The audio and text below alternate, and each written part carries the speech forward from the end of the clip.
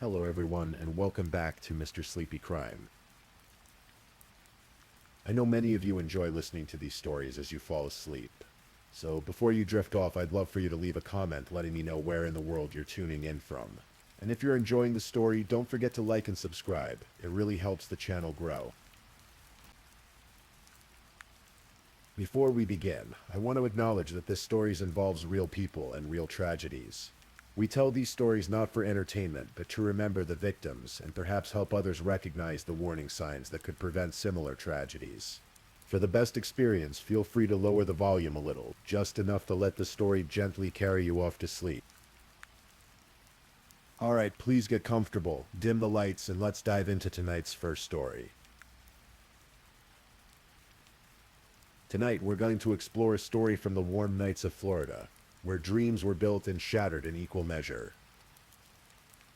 This is a tale of ambition and betrayal, of love turned dark, and of a woman who fought so hard to rise above her circumstances, only to have it all taken away in the quiet hours before dawn. Let the gentle rhythm of this story carry you towards sleep. There's no need to hold on to every detail. Just listen and let your mind drift as we walk through the life and loss of Makeva Jenkins. In the summer heat of Belle Glade, Florida, on the 9th of August, 1983, a baby girl entered the world. Her name was Makeva Sekenya Harold. And from the very beginning, she carried something special within her. Something bright. Something determined.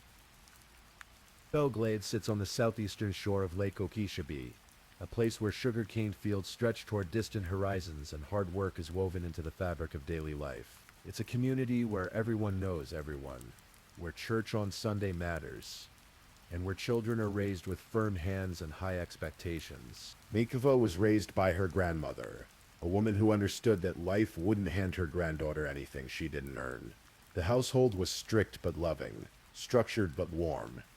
Her aunt, Sabrina Yarnes, would later recall how Makeva was special from her very first breath. There was an aura about her, a light that drew people in. As she grew, that light only intensified. In high school, Makeva became the kind of young woman everyone noticed. She wasn't just popular because she was pretty or charming, though she was both those things. She was popular because she genuinely cared about people. She listened when others spoke. She celebrated their victories and mourned their losses. Her grandmother's lessons had taken root deep within her. Good grades weren't optional in their household. They were mandatory, and Makeva delivered. Studying late into the night by lamplight, determined to build something more than what she'd been given. She was elected homecoming queen, surrounded always by friends. But even in the midst of that teenage social whirlwind, she kept her eyes fixed on a horizon beyond Belle Glade. Education was her ticket out, her key to a different kind of life. After graduating from Glade Central High School, Makeva packed her dreams and headed to the University of South Florida. She was going to make something of herself. She was going to prove that a girl from Belle Glade could rise as high as anyone. But life, as it often does, had other plans. During her freshman year, Makeva discovered she was pregnant. For many young women, this would have been the end of their educational dreams. The statistics were not in her favor. Single mothers dropping out of college to work minimum wage jobs. This was the expected narrative. But Makeva wasn't interested in expected narratives. She gave birth to her daughter, Shania. And somehow, through determination that bordered on superhuman, she stayed in school. She balanced motherhood with coursework, changing diapers between study sessions, soothing a crying infant while memorizing notes for exams. Her brother, Quay Greer, would later remember how inseparable Makeva and Shania were. They weren't just mother and daughter. They were best buddies, partners in the adventure of life. And Makeva didn't just finish her undergraduate degree. She went further. She pursued a master's degree in social work from Barry University, graduating in 2009. Education, hard work, sacrifice. These were the pillars of her world, and she refused to let anything knock them down. With her degrees in hand and her young daughter by her side, Makeva began to build. She started small, the way most entrepreneurs do. A party design company called Creative Party Designing, founded in 2007. It operated for several years before she closed it. learning lessons from both its successes and its eventual end. She founded the Mekethava Herald Foundation in 2009, dedicated to providing social services to her community. For 3 years, she poured herself into helping others, understanding that her success meant nothing if she couldn't lift others up alongside her. But by 2012, that foundation too had closed its doors. Some might have seen these closures as failures. Mikamba saw them as education. Each venture taught her something. Each ending led to a new beginning. She worked as a life coach, helping at-risk youth find their paths. She absorbed everything she could about business, about helping people, about the delicate art of turning dreams into reality. And then, finally, she found her calling, the Prime Enterprise Group, a business consulting firm that specialized in one crucial thing: helping other entrepreneurs create effective business plans. Mikova had learned firsthand how difficult it was to turn an idea into a functioning business. She'd seen the pitfalls, the blind spots, the thousand small mistakes that could sink a dream before it even set sail. Now she would help others navigate those treacherous waters. She posted motivational videos on social media, her face bright with genuine passion. "Don't give up on your dreams," she would say, speaking directly into the camera. Her voice warm and encouraging. "Remember why you became an entrepreneur or business owner in the first place and make it a great day." These weren't empty platitudes from someone who'd never struggled. These were hard-won truths from a woman who'd been homeless, who'd slept in her car with her young daughter, who'd known the particular terror of not knowing where the next meal would come from. The years 2013 and 2014 had been the darkest of her life. Despite her education, despite her drive, she'd found herself without a home, without stability, living out of her vehicle with Shania. The shame of it, the fear, the desperate determination to hide their situation from friends and family who might judge, who might bite, who might try to take Shania away. But Mikva had clawed her way back. By 2015, she'd hit the six-figure mark. By 2017, she was making multiple six figures. The Prime Enterprise Group was thriving. She'd bought a new Chevrolet Malibu. She'd moved into an upscale home in a good neighborhood near Lantana. The American dream, earned through blood, sweat, and an unbreakable will. But there was still something missing. Mako wanted what so many people want: love, partnership, a complete family for Senia. She wanted to be more than just a successful businesswoman and devoted mother. She wanted to be a wife. On New Year's Eve of 2009, while the rest of the world counted down to a fresh start, Mikeva walked into a church celebration. She was there for worship, for fellowship, for the quiet joy of beginning a new year in faith. She wasn't looking for romance. And then she saw him. Yuri Jenkins was 23 years old, the son of a pastor with the kind of smile that could light up a room. He was a barber by trade, skilled with his hands, comfortable in his own skin. When Mikava looked at him across that church hall, something shifted inside her chest. Her friend Kimberly Wilson remembered how Magneva's face transformed when she talked about meeting Yuri. The biggest smile, Kimberly said, pure joy radiating from her like warmth from a fire. Mikva didn't say anything to him that night. She was cautious, careful, not wanting to rush into anything. But the image of him stayed with her through 2010, and when they finally did connect, it felt like fate. They talked, they laughed, they shared their dreams and fears. Yuri was charming, attentive, everything Makeva had hoped to find. Her family, protective and wise, urged her to take things slowly, get to know him better. Don't rush. But when has the heart ever listened to such practical advice? Within a few months, Mekava announced she was pregnant. Her family worried. This was so fast. They barely knew this man. But Mekava was glowing with happiness. For her friend Kimberly, the situation made perfect sense. Mekava wanted a family, she explained. Meeting Yuri was like a second chance for her. Their son was born, a beautiful baby boy who became the center of their world. And on a day surrounded by friends and family in a church ceremony, Mikiva and Yuri exchanged vows.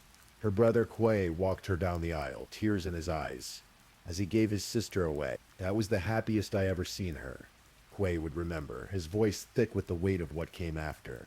The Jenkins family grew. They welcomed another child, filling their home with the chaos and joy that only young children can bring. Yuri helped Mekeva develop the Prime Enterprise Group, working alongside her as she built her business. They struggled. Yes, all young families struggle, but they were building something together, or so Mekeva believed. A few years into the marriage, reality began to assert itself. The fairy tale started showing its seams. Mekeva discovered something that shattered the image she'd built of her perfect family. Yuri had gotten another woman pregnant. The betrayal cut deep. This wasn't just infidelity. This was a child, another family, a secret life running parallel to the one they'd built together. The hurt was immense, consuming, the kind of pain that makes you question everything you thought you knew about your life. That just broke her heart, Yuri remembered. His sister, so strong in every other area of her life, was devastated. She kicked Yuri out of the house, drawing a line in the sand. This was unacceptable. This was not what she'd signed up for, but anger and hurt aren't the only emotions that follow betrayal. There's also love, history, shared children, the weight of everything you've built together, and underneath it all, that stubborn hope that maybe, just maybe, things could be repaired. Meka still loved Yuri. Despite everything, she still saw the man she'd met on New Year's Eve, the father of her children, the partner she'd chosen. So when Yuri asked for forgiveness, when he promised to do better, to be better, she let him come home. They tried to rebuild. Yuri supported the Prime Enterprise Group, helping where he could. Meka poured herself even more intensely into her work, perhaps trying to outrun the pain through success. And for a while it seemed to work. The business thrived. Money, which had been such a desperate worry in the past, began to flow more freely. They moved into a nicer home west of Lantana, in Palm Beach County, an upscale neighborhood with good schools and safe streets. The kind of place Mekeva had dreamed about during those nights, sleeping in her car with Shania. But something had changed in the foundation of their marriage. Something fundamental had cracked, and no amount of financial success could fully repair it. In May of 2017, Mekeva told Yuri he wanted a divorce. She'd had enough. She'd given him a second chance, and still something felt wrong. She was tired of trying to hold together something that kept wanting to fall apart. But then, just weeks after declaring her intention to leave, Mekeva discovered she was pregnant again. Life is rarely simple or straightforward. The pregnancy changed the immediate trajectory of their relationship. Whatever Mekeva had been planning, whatever future she'd been imagining for herself and her children, it all had to be reconsidered now. There was a new life growing inside her, another child who would need both parents. She decided to stay, to try one more time, to see if maybe this new baby could be the glue that held everything together. On June 23rd, 2017, Mekeva posted something on social media that would haunt everyone who read it later. After everything that followed, I've been with my husband for 7 years, she wrote. And every time I look at him, it feels like New Year's Eve 2009 when I saw him in church. I thought he was the most handsome guy I ever met. I didn't say anything to him until 2010, and we've been making history ever since. I love me some Mr. Jenkins. It seemed like a declaration of love, of commitment renewed. Looking back, it reads like a woman trying to convince herself that everything was okay, that the fairy tale she'd wanted so badly was still alive. 6 days later, she'd be dead. June 28th, 2017. It was late in the evening, the kind of warm Florida night where the air sits heavy and still. Mekeva had spent the day working, meeting with clients, continuing to build the business that had lifted her from homelessness to prosperity. That evening, she sat down and crafted a Facebook post. She wanted to share her journey, to inspire others who might be struggling the way she once had. She typed out her story with care, detailing the darkest days and the triumphant climb back to stability. I'm in awe of how far I've come, she wrote. She detailed being homeless in 2013 and 2014, then hitting 6 figures in 2015, and by now making multiple 6 figures. No matter what the road looked like, I followed my heart and stuck with it, growing my business. She hit post, sending her story out into the world. She had a seminar coming up in July. It's a 5-day business plan course that would help other entrepreneurs turn their dreams into fundable realities. Her calendar was full. Her future was bright. Less than 2 hours after posting those words, her life would end. The Jenkins household that night was full of people. Makeva was upstairs, pregnant and exhausted, sleeping in the bedroom with her young children nearby. Downstairs, the garage had been converted into a makeshift barber shop where Yuri practiced his trade. He was down there with Makeva's brother, Kwai, and their mutual friend, Dimitri Dale. The time crept past midnight. The 28th became the 29th. The three men talked and laughed in the garage. Kwai lived with the family, and it wasn't unusual for him to hang out with Yuri in the late hours. Dimitri was a friend, someone they'd known for a while, someone they trusted. Around 2 in the morning, Kwai realized they'd run out of something. He drove to the nearby 7-Eleven to pick up whatever they needed. It was a quick trip, just a few minutes away. He left Yuri and Dimitri in the garage and drove off into the quiet night. While Kwai was gone, someone else arrived at the Jenkins house. His name was Joe Van Joseph, and he was only 19 years old. He'd bought a gun from a friend for $60. He'd dressed in all black clothing. He'd tied a t-shirt around his face as a makeshift mask, leaving only his eyes visible, and he'd come to the Jenkins house with a single purpose: to murder Makeva Jenkins while she slept. When Kwai returned from the 7-Eleven, Yuri insisted on cutting his hair. Right then, in the middle of the night. It seemed like an odd request, but Kwai sat down in the barber's chair, and Yuri went to work. And then, in the middle of the haircut, the masked figure appeared in the garage doorway. Kwai's first instinct was terror. A man with a gun, face covered, only his eyes visible in the dim light. The gunman's voice was urgent, demanding, "Where's the money at? Where's the money at?" The intruder forced all three men at gunpoint to go upstairs. They moved through the dark house, climbing the stairs to where Makeva slept with her children. Kwai's mind must have been racing. What did this man want? How had he gotten in? Was everyone going to die tonight? The gunman ordered 2 of the men to lie face down on the floor. But bizarrely, strangely, he let Kwai go back downstairs with one of the children. This detail would later strike investigators as profoundly odd. What kind of robber lets a witness leave with a child who could escape and call for help? And then in the dark bedroom where Makeva slept, pregnant with her 4th child, the gunman raised his weapon and fired a single shot. The bullet entered her head. She never woke up, never knew what was happening. One moment she was dreaming. The next she was gone. The gunman turned and fled, running down the stairs and out of the house. He jumped into Dimitri's white Dodge Charger that was parked outside and sped away into the night, abandoning the vehicle about a quarter mile from the house. Kwai's screams shattered the silence. He grabbed the phone, his hands shaking, his voice raw with terror and grief. The 911 call captured his anguish.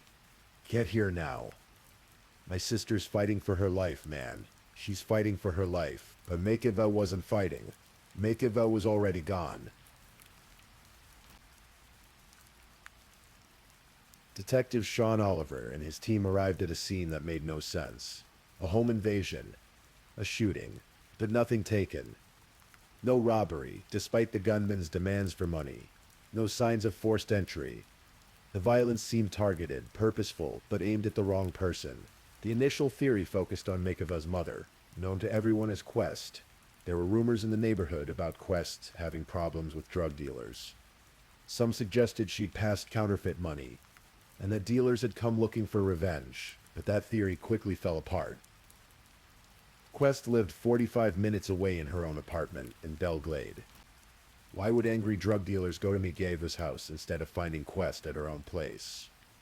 And Quest herself vehemently denied any problems with dealers. There was no one after her, she insisted. The whole theory was nonsense. As the investigation deepened, certain facts became impossible to ignore. This wasn't a robbery. No valuables had been taken. Nothing disturbed except for Makeva's life. Violently ended. The gunman had run directly into the bedroom, fired one shot, and left. It was surgical, purposeful. For some reason, the shooter just runs into the bedroom, fires one round, runs out. Oliver later explained. It didn't make sense. The abandoned Dodge Charger provided the first real break. It belonged to Dimitri Dale, which they already knew. But inside the vehicle, investigators found a receipt from a restaurant called Miami Subs. The receipt was dated the day of the murder. It was a small detail, but it was something. Detectives pulled the security footage from Miami Subs and found exactly what they needed. Dmitry Dale, clearly visible on camera, sitting with another man. That man was later identified as Jovan Marquise Joseph. The footage showed the two of them together, establishing a connection, but there was more. Additional surveillance footage from the area showed something chilling. Jovan's car slowly following Dmitry's white Charger as they drove toward the Jenkins house that night. This wasn't coincidence. This wasn't random. This was planning. When investigators pulled Jovan's cell phone records, they confirmed what they'd suspected. His phone had been at the Jenkins residence during the exact time frame of the murder. All the pieces were falling into place. Quay, when shown photos, confirmed that he recognized Jovan. He'd seen him before. Dmitry had brought him by the house on June 28th, just one day before the murder, to play basketball. With the evidence mounting, investigators brought Dmitry in for questioning. And finally, after hours of pressure, the truth came pouring out. Dmitry admitted everything. Yes, Jovan had shot Makeva, but it wasn't Jovan's idea. It wasn't even Dmitry's idea. The whole plot, the entire murder-for-hire scheme, had been orchestrated by the one person who should have protected Makeva. Above all others, her husband, Yuri Jenkins.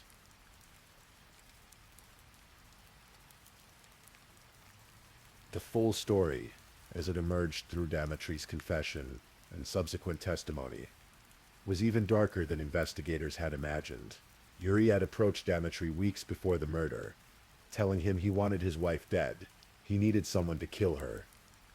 He was willing to pay.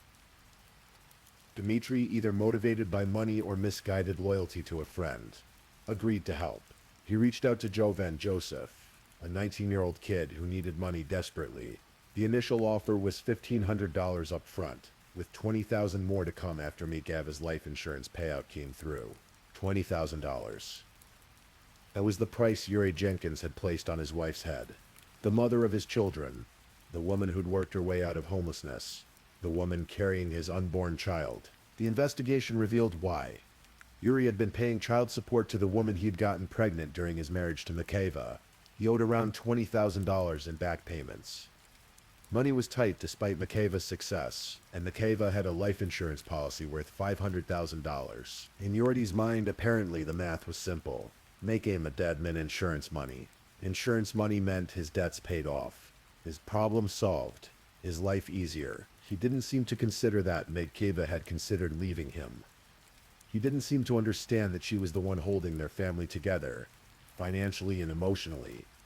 Or maybe he understood perfectly well and decided he'd rather have the money than the wife. The plan was methodical. On the afternoon of June 28th, while Makeva was out meeting with a client, Dmitry and Jovan came to the Jenkins house. Yuri met with them. According to Dmitry's later testimony, Yuri gave Jovan a gun during this meeting. They discussed the plan. They waited for nightfall. Later that evening, as the pieces fell into place, Dmitry's car ran out of gas in a drive-thru. Security cameras captured Jovan getting out to push the vehicle.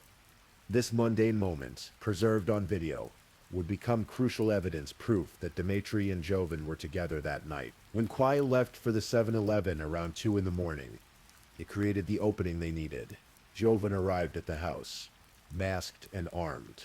He burst into the garage where Yuri and Dmitry waited. The staged robbery began. The demands for money that were never meant to be answered. Yuri knew exactly what was happening. According to Jovan's later testimony, Yuri showed him which bedroom Makeva was in. He led him upstairs like a guide leading someone to their destination, and then he stood by while Jovan walked into that dark room and fired a bullet into his wife's head. When asked later why he shot Makeva, Jovan's answer was chillingly simple: because I was trying to finish the job. But the plan had a fatal flaw that Yuri didn't discover until after Makeva was dead. In the weeks before her murder, Makeva had changed the beneficiary on her life insurance policy, perhaps sensing something was wrong, perhaps just being practical about protecting her children's future. She'd listed someone else as the beneficiary. Yuri Jenkins had orchestrated his wife's murder for $500,000 he would never receive. The arrests came in waves. Jovan Joseph was arrested in September of 2017. Yuri's arrest followed in December. Both men pleaded not guilty initially, maintaining their innocence despite the mounting evidence. Dmitry Dale, faced with his own arrest and the possibility of spending life in prison, made a different choice. He cooperated with prosecutors. He accepted a plea deal. He agreed to testify against Yuri at trial. In exchange for his testimony and his guilty plea to manslaughter, he received 15 years of probation. Jovan Joseph eventually changed his plea as well. He pleaded guilty to second-degree murder and was sentenced to 15 years in prison with 10 years of probation. He received credit for the 5 years he'd already served while awaiting trial. But Yuri Jenkins maintained his innocence. He told anyone who would listen that he loved his wife, that he missed his children, that God would vindicate him. His attorney argued that the testimony against him came from two men with histories of lying. Two men who had every reason to place all the blame on Yuri to save themselves. The trial was delayed multiple times. Once during jury selection, when several prospective jurors overheard a family member saying Yuri was guilty, the judge had to dismiss the entire jury pool and start over. Another delay came because of COVID-19 shutdowns, pushing everything back months. Finally, in May of 2022, Yuri Jenkins faced a jury. The prosecution presented Demetre and Jovan as witnesses. Both men testified about the planning, the payment, the cold calculation that led to Makeva's death. The defense tried to undermine their credibility, but the story they told was consistent, detailed, and supported by physical evidence. During the trial, emotions ran high. At one point, Makeva's younger brother, Markavius Greer, who was about to testify for the prosecution, entered the courtroom and saw Yuri sitting at the defense table. Something inside him snapped, and he tried to rush at Yuri, shouting crude remarks, rage and grief overwhelming him. Sheriff's deputies grabbed him before he could reach the defendant, dragging him from the courtroom. The judge called a brief recess, then told the jury to disregard the outburst. He warned Markavius that if it happened again, he'd end up in jail for contempt. The trial continued. After about a week of testimony, the jury deliberated, and then they returned with their verdict: guilty of first-degree murder. Makeva's grandmother, Gloria Harold, who had raised Makeva and instilled in her the values of hard work and education, stood before the court to give her victim impact statement. She wore a shirt that said, "Justice for Makeva." Through tears, she spoke about her granddaughter, about the pain this had caused the entire family, including Yuri's own family. "Nobody wins in this case," she said, her voice breaking. "They came to the verdict I wanted them to have, but on neither side was a winner." She mentioned that her great-granddaughter's birthday was that day. The daughter Yuri and Makeva had welcomed together, now growing up without either parent. She had nothing bad to say about Yuri. She insisted. She just wanted justice. The judge sentenced Yuri Jenkins to life in prison. There was no discretion, no wiggle room. For first-degree murder in Florida, life meant life. Yuri was transported to Century Correctional Institution, where he remains today, maintaining his innocence, insisting God will one day prove he didn't do what the courts say he did.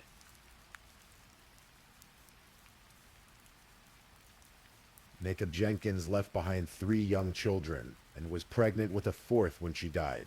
Her oldest daughter, Xenia, the little girl who'd been her buddy through college and homelessness and triumph, graduated from high school 2 weeks after her mother's murder. She went on to attend Florida State University, fulfilling a dream she and her mother had shared, but she had to do it without Makeva by her side. The 2 younger children, Yurichu's children, lost both parents that night, their mother to a bullet, their father to prison. They're being raised by extended family, surrounded by people trying to give them the stability and love they deserve.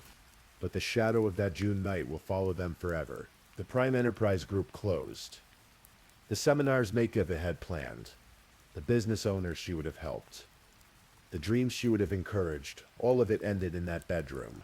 The social media posts where she'd shared her journey and inspired others went silent, but her story continues to circulate. True crime documentaries featured her case. News outlets covered the trial extensively. In some strange way, Makeva's message of perseverance and refusing to give up on your dreams reached more people after her death than it did during her life. Though that's cold comfort to anyone who loved her. The case raises questions that have no easy answers. How well do we really know the people we love? What darkness can hide behind a smile, behind Sunday services, behind the performance of family life? Makeva had been smart, accomplished, successful. She'd overcome poverty and homelessness.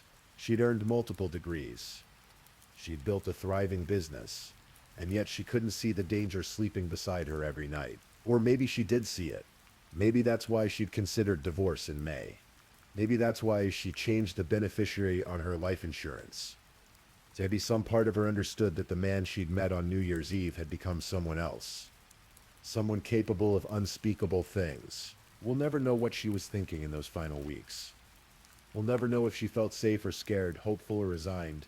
We only know that on June 29th, 2017, at approximately 2 in the morning, Makeva Jenkins was shot in the head while sleeping in her own home, killed by a stranger at the direction of her husband.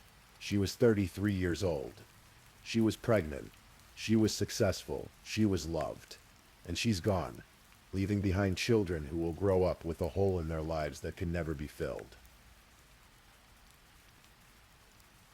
If this is your first time listening to one of our true crime stories, welcome to Mr. Sleepy Crime, where we explore these cases in a calm and respectful way.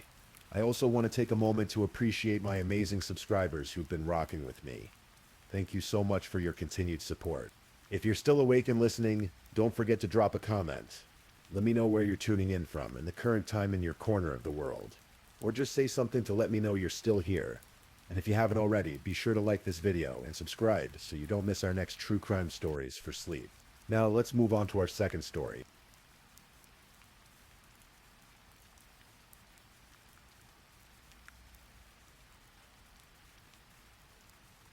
Story 2. Tonight we'll journey into the deep forests of Michigan's Upper Peninsula, where beneath the canopy of pine trees and along the shores of quiet lakes, a darkness settled that no one could have anticipated. This is a story about secrets, about promises made in shadows, and about the woman who came to be known as the Devil Woman of Michigan. So, as we settle in, let the story unfold at its own gentle pace. This is the tale of Kelly Cochran. In the small town of Merrillville, Indiana, 2 children grew up as neighbors. Their houses sat side by side on a quiet street, where everyone knew everyone, where summer evenings meant fireflies in jars, and the distant sound of lawnmowers. Kelly and Jason Cochran, 2 kids who would grow into teenagers, then young adults, and eventually into something far darker than anyone in that peaceful neighborhood could imagine. They became high school sweethearts, the way many young people do in small towns. There was something almost destined about their connection, living right next door to each other, seeing each other every day. Both attended Purdue University, building their lives in tandem, creating a shared history that went back to childhood. In the year 2002, just after Kelly graduated from high school, they married. She was young, barely out of her teens, but they seemed committed to building a life together, to the outside world. They were just another young couple starting out, perhaps a bit young but earnest in their intentions. But on their wedding night, according to Kelly's later testimony, something unusual happened. A pact was made. Not the typical promises of fidelity and devotion that most newlyweds exchange, but something far more sinister. Kelly would later claim that she and Jason agreed that if either of them ever had an affair, the unfaithful spouse would have to kill their lover, or be killed themselves. It's difficult to know if this was truly discussed on their wedding night, or if it was a story Kelly constructed later to explain the inexplicable. But whether made that night or later, this dark agreement would cast a long shadow over everything that followed. The years passed. Jason worked hard, servicing swimming pools, physical labor that took its toll. For 10 years, he maintained pools, hauling equipment, dealing with chemicals, bending and lifting day after day, until his back gave out. Chronic pain became his constant companion, and with it came the inability to work as he once had. Kelly tried to keep the household afloat financially, but the bills accumulated like snowdrifts. Credit card debt, medical expenses, the ordinary costs of living that become extraordinary when income dries up. The pressure mounted, creating tension in a marriage that already had its share of problems. Kelly was outspoken, social, eager to engage with the world. Jason was quiet, withdrawn, keeping his thoughts to himself. Her brother Colton would later recall that he'd warned Kelly not to marry Jason. He could see they were opposites in fundamental ways, that their personalities didn't mesh. But young love rarely listens to such warnings. In 2013, the couple made a decision. They would leave Indiana behind and start fresh in Caspian, Michigan. It was a small community in Michigan's Upper Peninsula, a place of forests and cold winters, far from the life they'd known. Jason hoped that Michigan's legal marijuana might help ease his chronic back pain without the risks of prescription opioids. Kelly hoped for a new job, a new start, a way to leave their financial troubles behind. Caspian sits in Iron County, population just over 500 people. It's the kind of place where newcomers stand out, where everyone notices a new face. The Upper Peninsula itself feels remote, almost isolated from the rest of Michigan, separated by water and connected by a single bridge. It's beautiful country, wild and unspoiled, with dense forests of pine and birch, lakes that shine like mirrors, and winters that can bury a house in snow. Kelly found work at a local factory that manufactured parts for naval ships. It was honest work, factory work, the kind that keeps a small-town economy running. And it was there, in that factory, that she met Christopher Regan. Christopher Regan was 53 years old, an Air Force veteran who'd been raised in Detroit.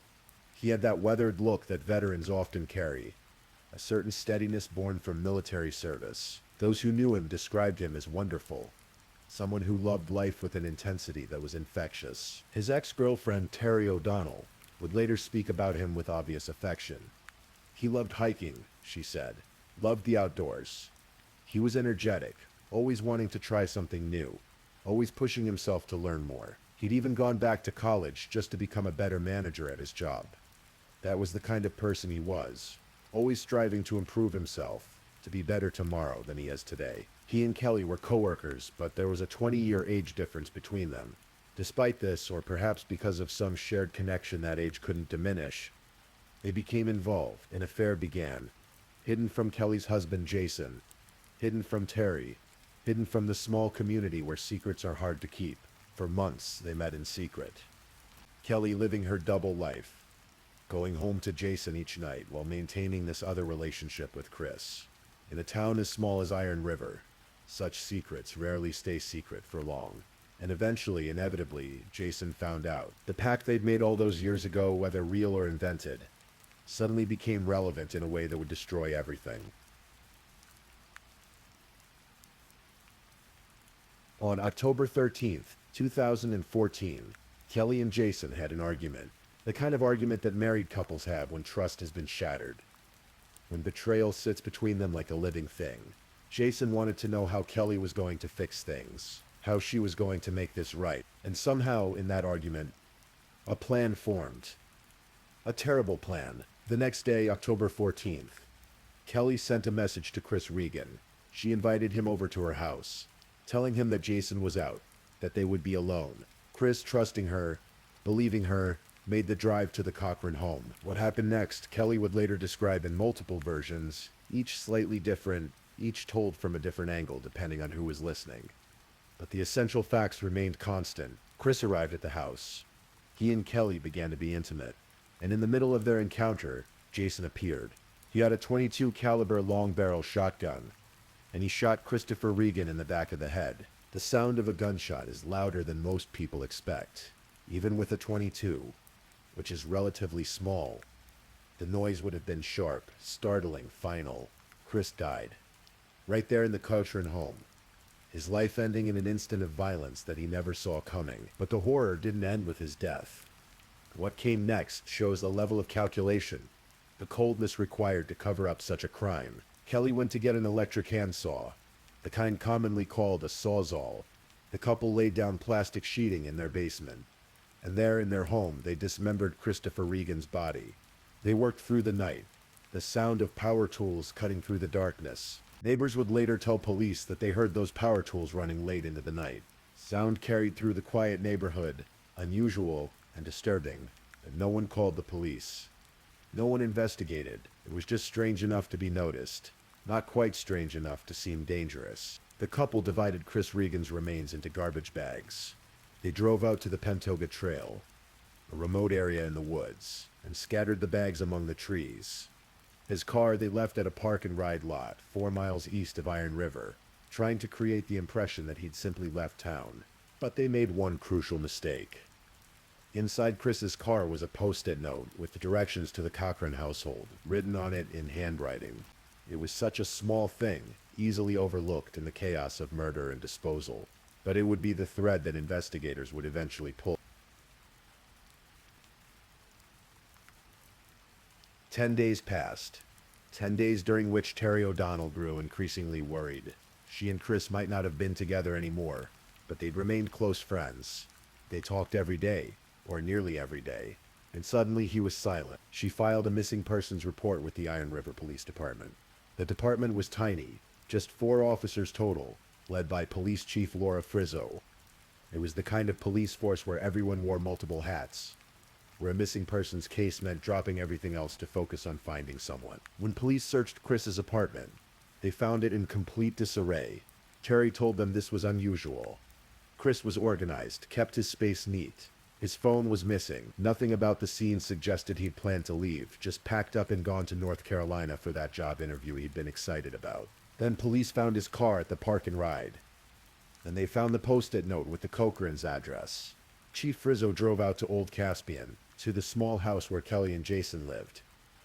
When she knocked on the door, Jason answered. He stood in the doorway, not welcoming, not inviting them in.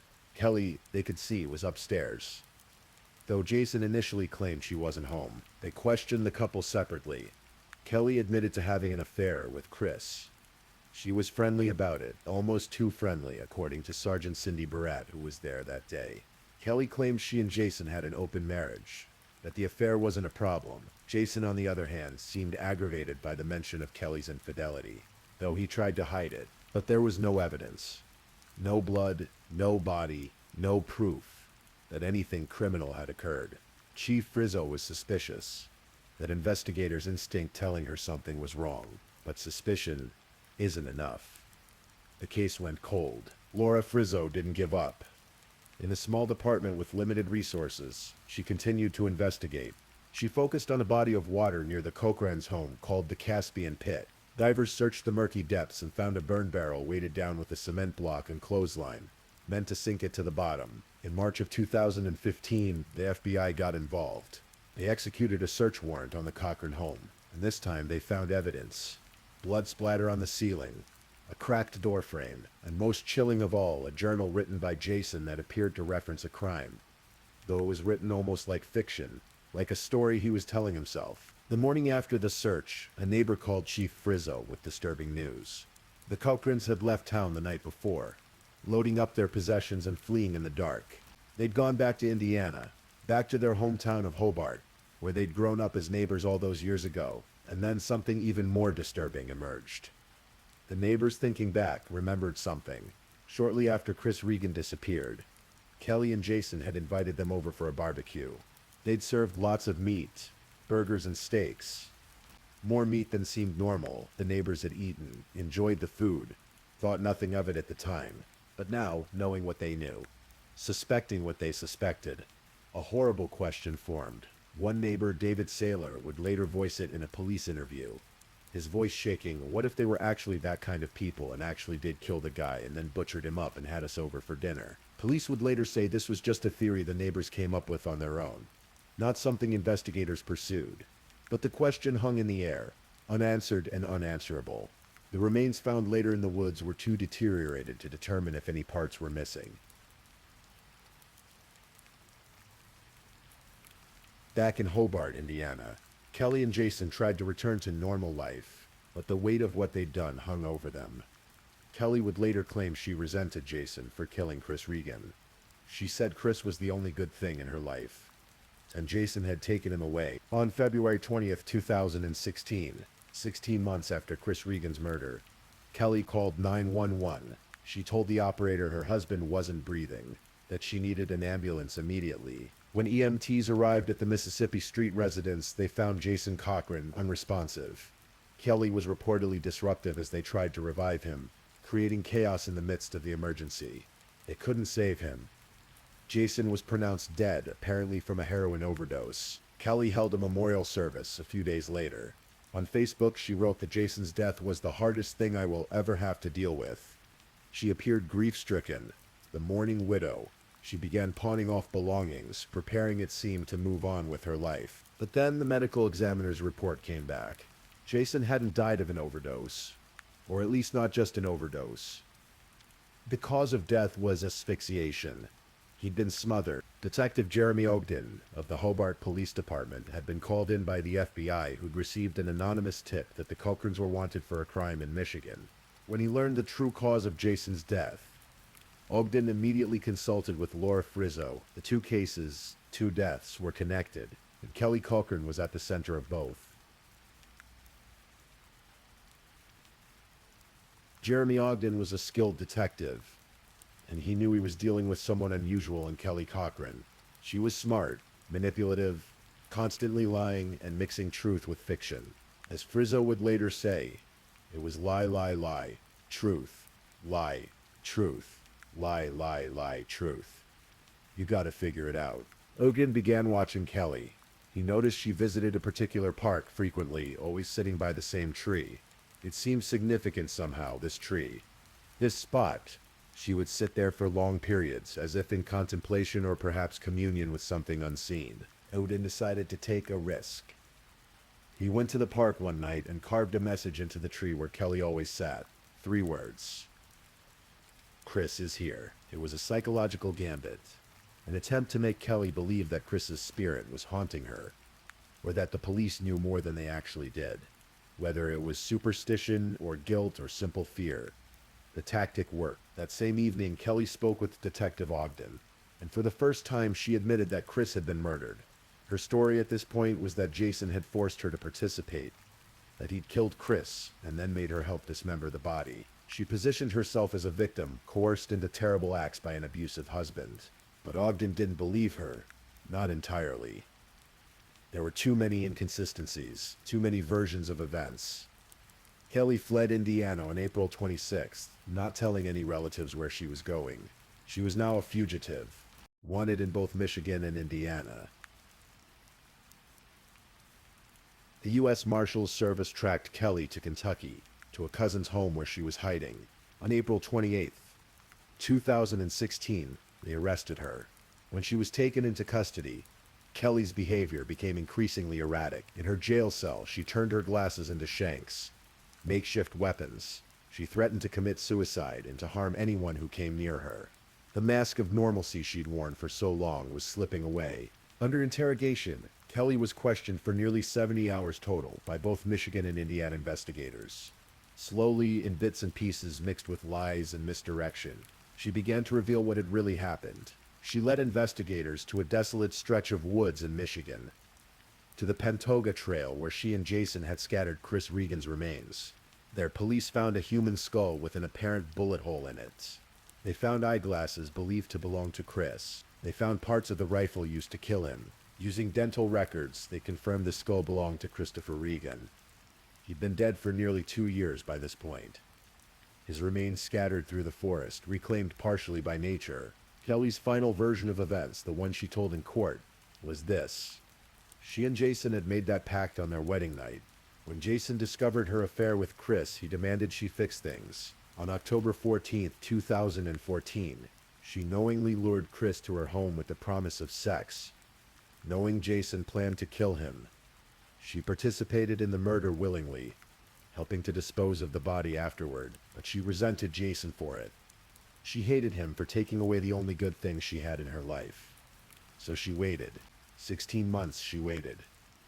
And then she prepared a lethal dose of heroin, injected it into her husband, and smothered him with a pillow to make sure he died. "I evened the score," she said. In May of 2017, after 3 hours of deliberation, a jury found Kelly Cochrane guilty on all charges related to Christopher Regan's murder. She was sentenced to life in prison without the possibility of parole. In April of 2018, she entered a guilty plea for the murder of her husband, Jason Cochrane. She was sentenced to an additional 65 years in prison. But even as these cases closed, new questions emerged. Questions that remain unanswered to this day. Kelly's own brother, Colton Gaboyan, came forward with a disturbing claim. He believed his sister might be responsible for as many as 9 other murders. He told investigators that Kelly may have left bodies buried across the Midwest, in Michigan, Indiana, Tennessee, and Minnesota.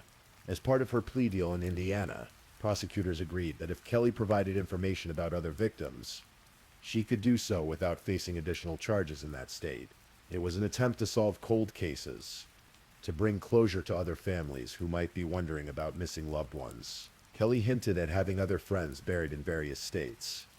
She made cryptic comments about additional victims, but she never provided specific locations or names. Whether she was telling the truth or simply enjoying the attention and power of keeping investigators guessing, no one knows for certain. Detective Ogden, who spent months working to get Kelly's confession, stated clearly that he believed there were other victims. "I wouldn't put a number on it," he said, "but I would say I'm pretty positive there are others. She's a very calculating, manipulative killer." Chief Laura Frizzot, who started the investigation and never gave up on finding justice for Chris Regan, echoed this sentiment. "I'm so grateful that justice was served for Chris Regan," she said, "but I firmly believe that there are other victims out there. If Kelly Cochran is indeed responsible for other deaths, if there are more victims buried in unmarked graves across the Midwest, they remain hidden. The forest keeps its secrets. The earth holds its mysteries." Today, Kelly Cochran remains in the Women's Huron Valley Correctional Facility in Ypsilanti, Michigan. She will never be released. She will spend the rest of her life behind bars, her youth and freedom traded for 2 murders she admitted to, and possibly more that she'll never confirm. Christopher Regan's ex-girlfriend, Terry O'Donnell, spoke about seeing Kelly in court. "The first time I saw her was in the courthouse," she said. "I just remember her staring at me and grinning. I took a deep breath and thought she was the scariest person I've ever seen. I was afraid. I couldn't look at her for the rest of the time I was there testifying. It was like she was laughing and saying, 'Look at what I did. You can't stop me.' She just sat there and grinned. It was like the devil looking at you." That's how Kelly Cochran came to be known as the Devil Woman of Michigan. Not just for the murders she committed, but for the cold calculation behind them, the manipulation, the lies, and that grin in the courtroom. That expression that suggested she was enjoying the attention, the notoriety, the dark fame, in the forests of Michigan's Upper Peninsula. The trees still stand where Christopher Regan's remains were scattered. The seasons change. Snow falls and melts. Leaves turn from green to gold to brown. Life continues in that small community, though the memory of what happened lingers like fog over the lake. And somewhere, possibly, there are other families still wondering what happened to their loved ones. Other forests that might hold secrets Kelly Cochran will never reveal. Other stories that ended in violence, hidden beneath the ordinary surface of small-town America. This is the nature of true crime. Not every question gets answered. Not every mystery gets solved. Sometimes the truth remains buried, known only to one person who will take it to the grave. Kelly Cochran, the Devil Woman, sits in her cell tonight, as she will tomorrow night and every night for the rest of her life. The woman who made a dark pact and carried it through. The woman who killed 2 men and possibly many more. The woman who smiled in the courtroom while a victim's loved one testified. And that's where our story ends tonight. With justice partially served, questions partially answered, and the quiet knowledge that sometimes evil wears an ordinary face, lives in an ordinary house, and hides in plain sight until the moment it reveals itself. If you're still awake and listening, check whether you've left your little goodnight comment. I always check your comments before I sleep too. And if you haven't already, don't forget to like this video and subscribe so you don't miss our next true crime stories for sleep. Meanwhile, let's move on to our third story.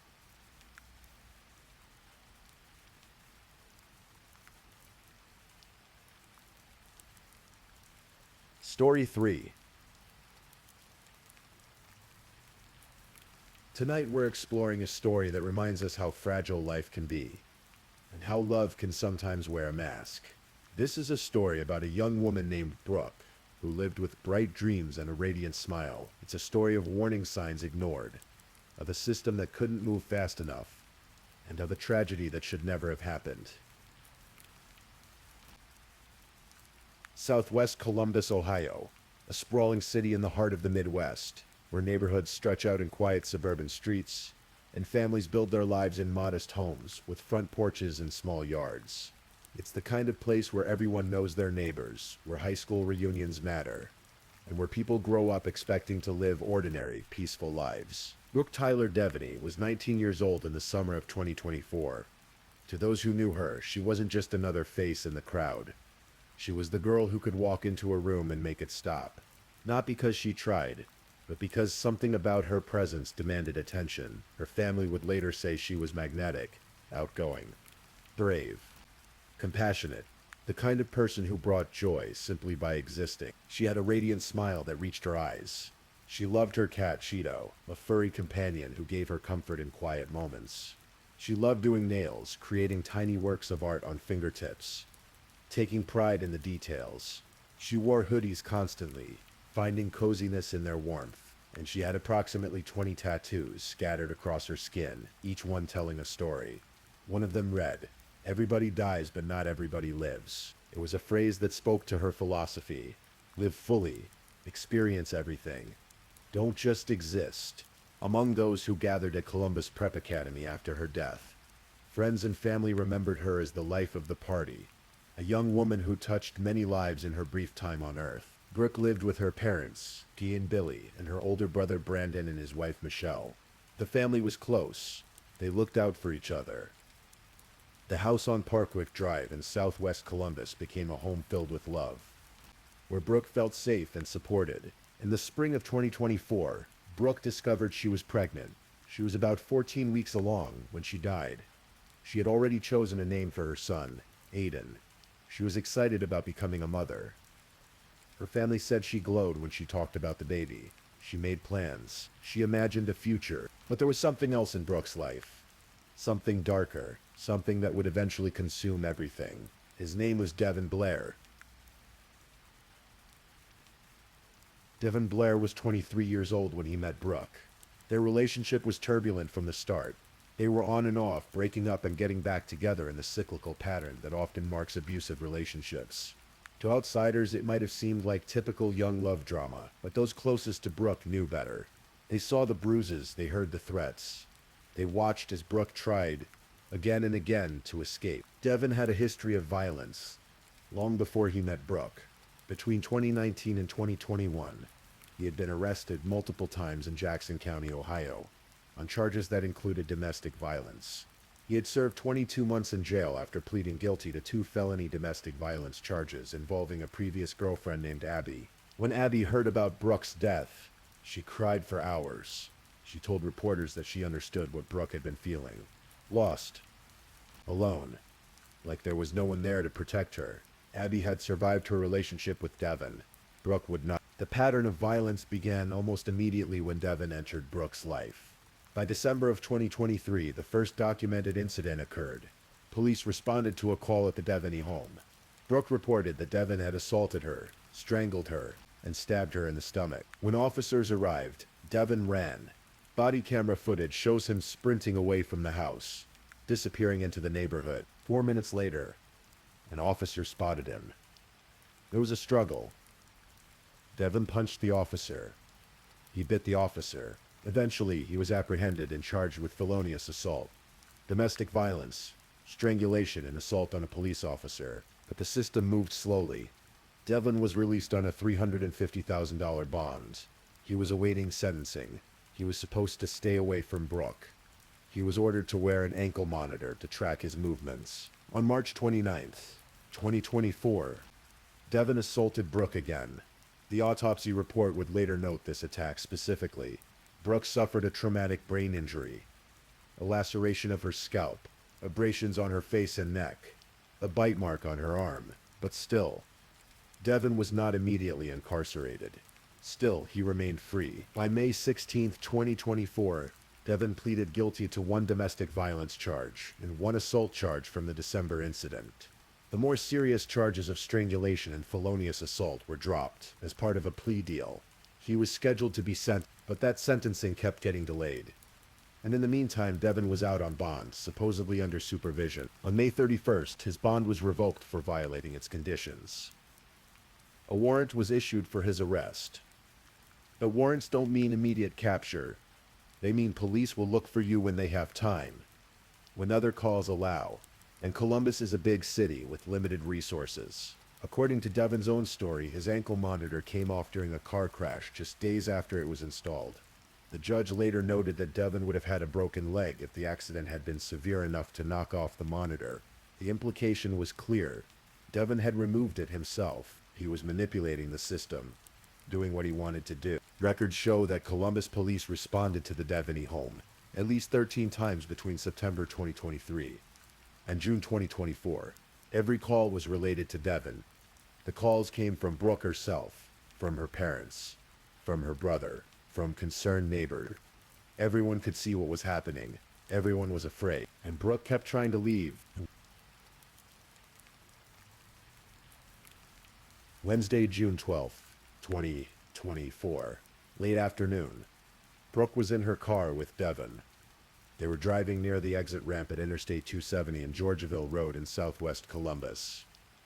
What started as an argument escalated into violence. Devon punched Brooke in the eye. He hit her in the back of the head. She told police later that she was trying to pull off the highway to go to her parents' house when it happened. She was trying to escape, but Devon wouldn't let her. He threatened to bash in her head. He said he would kill her. Exact words. According to court documents, "I'll kill you in this bitch." Brooke managed to get away. On Thursday, June 13th, she went to the police. She found an officer in the 4200 block of Climb Road and filed a report. She showed her injuries. She told them about the death threats. She told them that Devon had stabbed her in the past. She told them she was afraid for her life. The police took the report. They documented everything. They added another warrant for Devon's arrest, this time for assault, aggravated menacing, and 2 counts of domestic violence.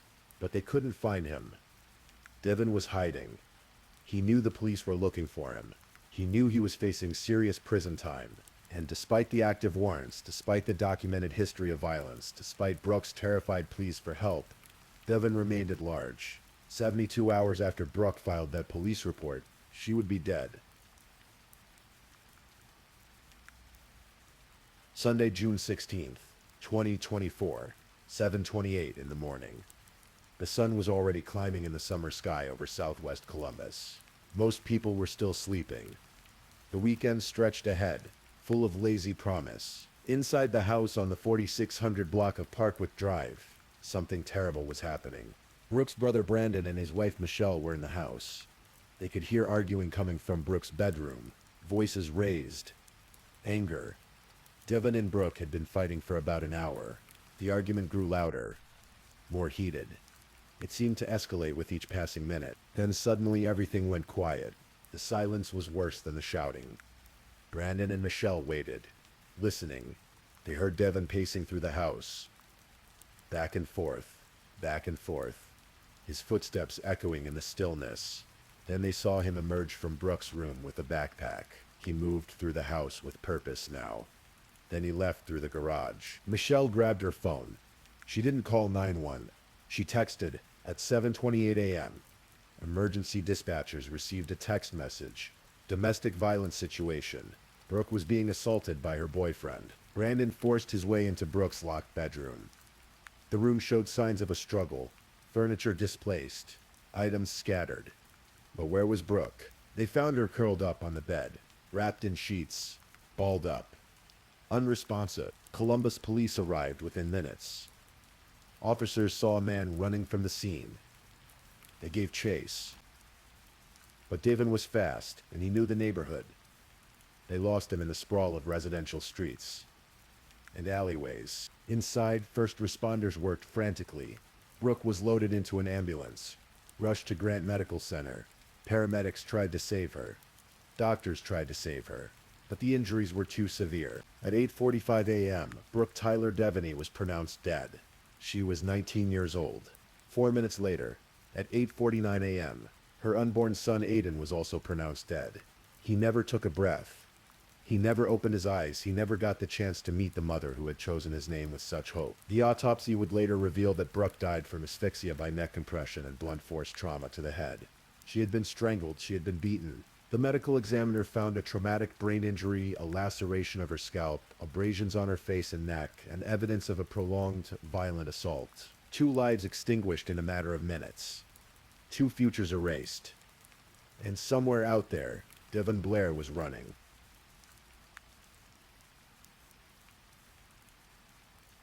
Columbus police launched an immediate search.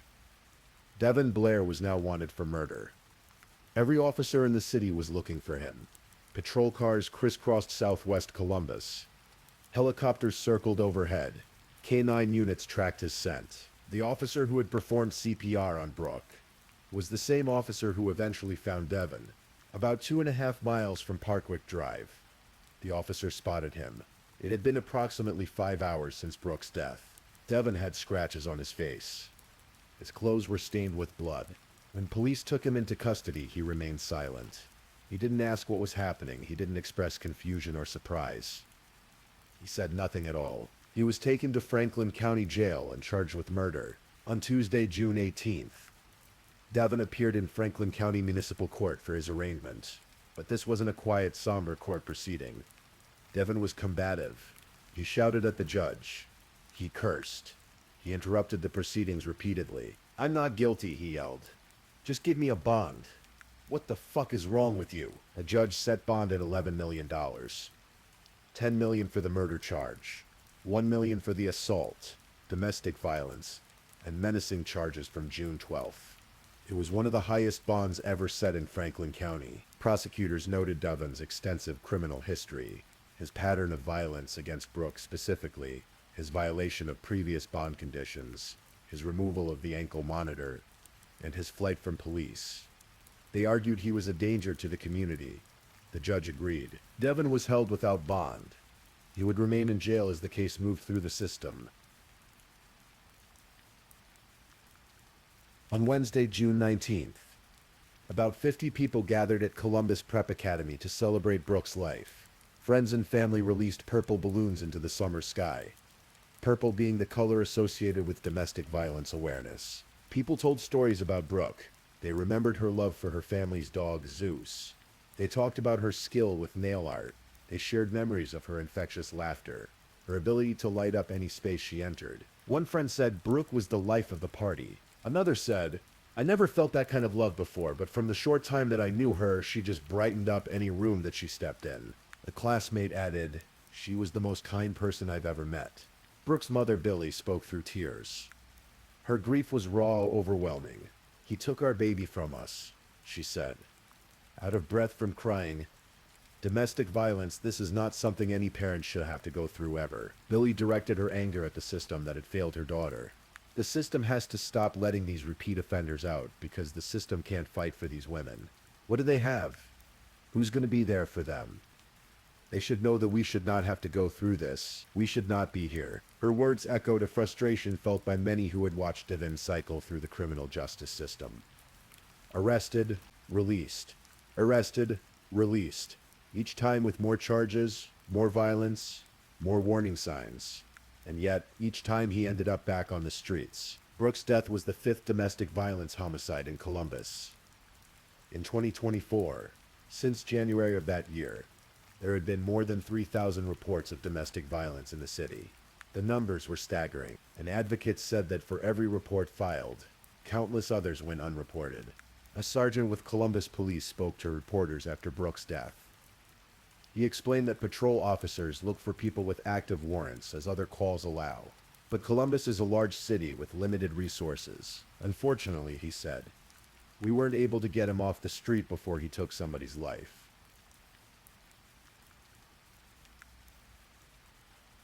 As the case proceeded through the courts, more details emerged about the systemic failures that contributed to Brooke's death.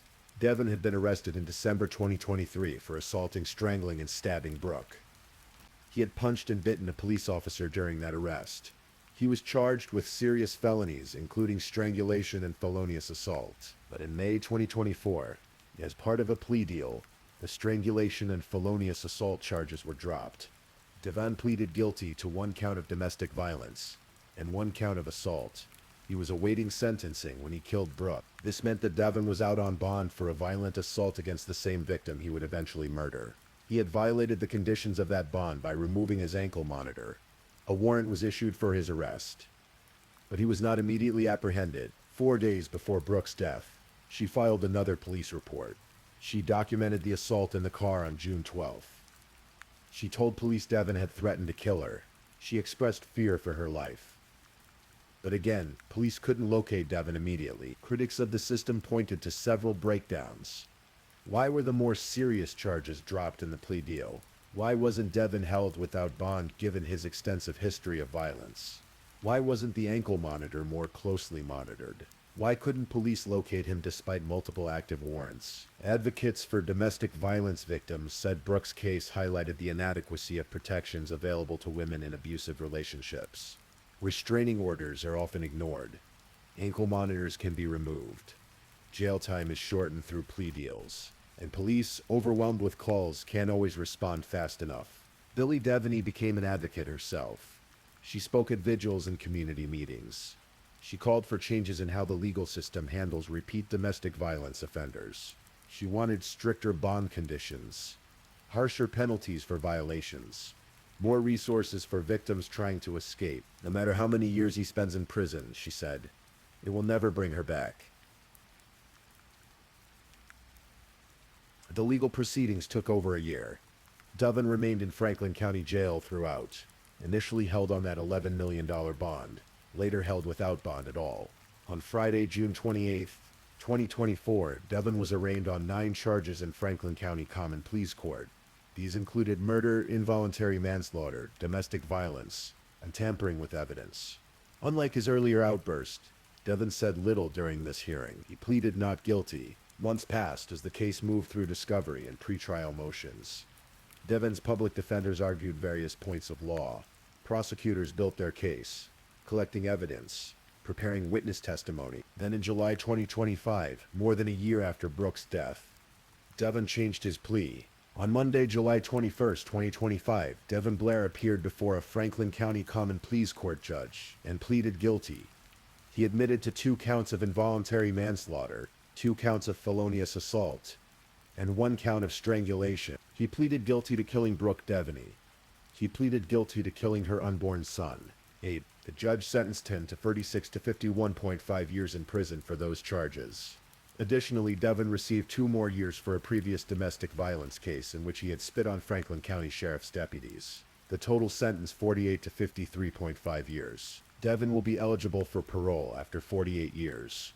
By that time, he will be in his 70s. Brooke would have been in her late 60s. Aiden would have been approaching 50. During the sentencing hearing, Devon spoke. He started with an apology to Brooke's family. They've been nothing but good to me, he said.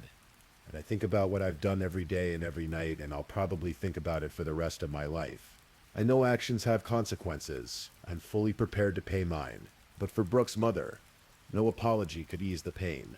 She stood before the court and spoke about the devastation her family had endured. This is something I wouldn't wish on anyone. Ever, she said. Domestic violence needs to be taken more seriously. Repeat violent felons and their actions need to be taken more seriously in the justice system. The house on Parkwick Drive is quiet now. Brooke's bedroom, the place where she spent her final moments, has been emptied. Her cat Cheeto is cared for by family. Her hoodies are boxed up, saved as memories. The nail polish bottles she used to create tiny works of art sit unused. Her parents visit her grave. They bring flowers. They talk to her as if she can hear them. They tell her they miss her every single day. They tell Aiden they love him, even though they never got to meet him. Brandon, her older brother, carries the weight of that Sunday morning. He was in the house. He heard the fighting. He heard the terrible silence. He will carry those sounds for the rest of his life. Friends who gathered at Columbus Prep Academy continue to remember her. They share photos on social media marking the anniversary of her death. They advocate for domestic violence awareness, hoping that Brooke's story will save someone else. Abby Devon's previous victim speaks publicly about her experience. She tells other women trapped in abusive relationships that they are not alone, that help is available, that leaving is possible, even when it feels impossible. And Billy continues to fight. She attends city council meetings. She speaks at fundraisers for domestic violence shelters. She pushes for legislative changes that would protect future victims. She refuses to let her daughter's death be in vain. Across Columbus and across the country, Brooke's story is one of thousands. Domestic violence kills approximately 3 women every day in the United States. Some cases make the news. Most don't. Some perpetrators are caught. Many aren't. Some systems work to protect victims. Many fail. The signs are always there. The escalating violence, the threats, the stalking, the isolation, the cycle of abuse and apology and abuse again. Friends and family see it. Neighbors see it. Sometimes even strangers see it. But seeing is not the same as stopping, and awareness is not the same as action. Among Brooke's approximately 20 tattoos, one phrase stands out in retrospect. Everybody dies, but not everybody lives. It was a statement of intention, a reminder to herself to embrace life fully, to experience everything, to squeeze joy from every moment. Brooke lived that philosophy. She was described as outgoing, brave, compassionate. She lit up rooms, she made people feel loved, she prepared to welcome a baby into the world with excitement and hope. She lived in the truest sense of the word. Even though her life was cut devastatingly short, she lived, and now her story lives too. It lives in the purple balloons released at vigils. It lives in the advocacy work. Her mother continues. It lives in the conversations sparked about domestic violence, about system failures, about how we protect the vulnerable. Brooke's story is a warning. It's a call to action. It's a reminder that love should never hurt, that violence always escalates, that leaving an abusive relationship is the most dangerous time. If you recognize yourself in Brooke's story, if you see patterns of control and violence in your own relationship, please know that help exists. The National Domestic Violence Hotline is available 24 hours a day at 1-800-799-7233. Local shelters exist in every state. Friends and family, even if you feel you've burned those bridges, are often more willing to help than you imagine. And if you're on the outside, if you see someone trapped in the cycle Brooke was trapped in, don't look away. Make the call. Offer help. Be persistent. Sometimes that intervention saves a life. Brooke Tyler Devaney was 19 years old when she died. She loved her cat Cheeto. She loved doing nails. She loved her hoodies. She was excited about becoming a mother. She had a radiant smile and a beautiful soul. She made rooms stop simply by entering them. She deserved to live. Eden deserved to be born. The future they should have had was stolen in a few violent minutes on a June morning. We remember them by telling their story. We honor them by doing better. By building systems that actually protect victims. By believing women when they report abuse. By not letting perpetrators cycle through the system unchecked. By teaching young people what healthy relationships look like. By refusing to accept violence as inevitable. Everybody dies, but not everybody lives. Brooke lived. Let her memory be a light in the darkness. Let it guide others toward safety, toward help, toward hope. Please, I'm just putting it out there. If you're still awake and listening, drop a comment. Let me know where you're tuning in from, the time in your part of the world, or just say something to let me know you're still with me. And of course, if you haven't already, like this video and subscribe so you don't miss the next true crime story for sleep. Now, let's move on to our fourth story.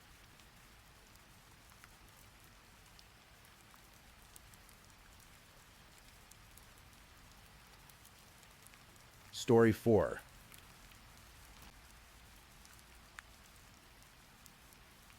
Tonight we're traveling to rural Wisconsin, to a quiet farmhouse on Kunesh Road, where a woman vanished one April night in 2013. This is a story about secrets, about the lies people tell, and about a family's relentless search for truth. Let the details wash over you as we explore what happened to Victoria Prokopovits. The spring evening of April 25, 2013, began like any other in the Prokopovits household. The farmhouse sat on a rural property in Pittsfield, Wisconsin, surrounded by outbuildings and fields. The kind of place where neighbors were few and the nearest lights were distant stars. Inside, Victoria Lynn Prokopovits went about her evening routine. She was 59 years old, a woman who had survived more than most. Her body bore the scars of battles fought and won. A woman marked by life's difficulties but still standing. Victoria, who went by Vicky to those close to her, was 5 feet 6 inches tall and weighed 117 pounds. Her hair was a blondish brown, cut short and practical. She had brown eyes that had seen both joy and sorrow. On her body she carried tattoos that told stories. a rose on her breast, a skunk on her hip.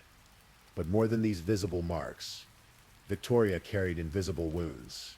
She had battled depression for years, and her body had been weakened by a fight with colon cancer. Though she had beaten the cancer, the illness had left her frail, sometimes requiring a cane to walk. She was not the kind of woman who could simply disappear into the night without a trace. That evening, Victoria wore gray stretchy pants, a black and white shirt, a white coat, and black shoes with a stacked heel. She was in her home with her husband James and her adult son Wesley Edges. Wesley was her child from a previous relationship, a young man who had lived through his own traumas and remained close to his mother. According to James Prokopovitz, he last saw his wife at 10 o'clock that night. He claimed he went to bed in their shared bedroom, leaving Victoria somewhere in the house. But when he awoke at 4 in the morning, Victoria was gone. Her purse sat untouched, containing everything she would need: her identification, her money, her cigarettes. Victoria was a heavy smoker, the kind of person who wouldn't leave home without her cigarettes. Her cell phone remained behind. Her dentures, which she wore every day, were still in the house. She had taken nothing but the medication she needed for her health conditions. James said he searched for her. He said he panicked, driving the rural roads looking for any sign of his wife. Then, according to his account, when he couldn't find her, he went to work. He loaded paper waste onto trucks, the job he'd held for years, acting as though nothing unusual had happened. His co-workers noticed nothing different about his demeanor that day. He never mentioned that his wife was missing. It wasn't until that afternoon, when James returned home from his shift, that he finally called the Brown County Sheriff's Office to report Victoria missing. By then, she had been gone for more than 12 hours. When deputies arrived at the rural farmhouse, they found something peculiar. James's bed was meticulously made, the covers smooth and tight, not looking as though anyone had slept there. There were no shoe prints in the soft soil around the property, meaning Victoria could not have walked away from the house.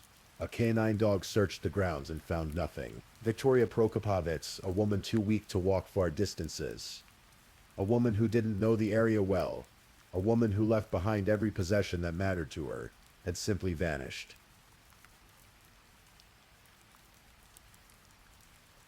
In the days and weeks that followed, Victoria's children threw themselves into the search.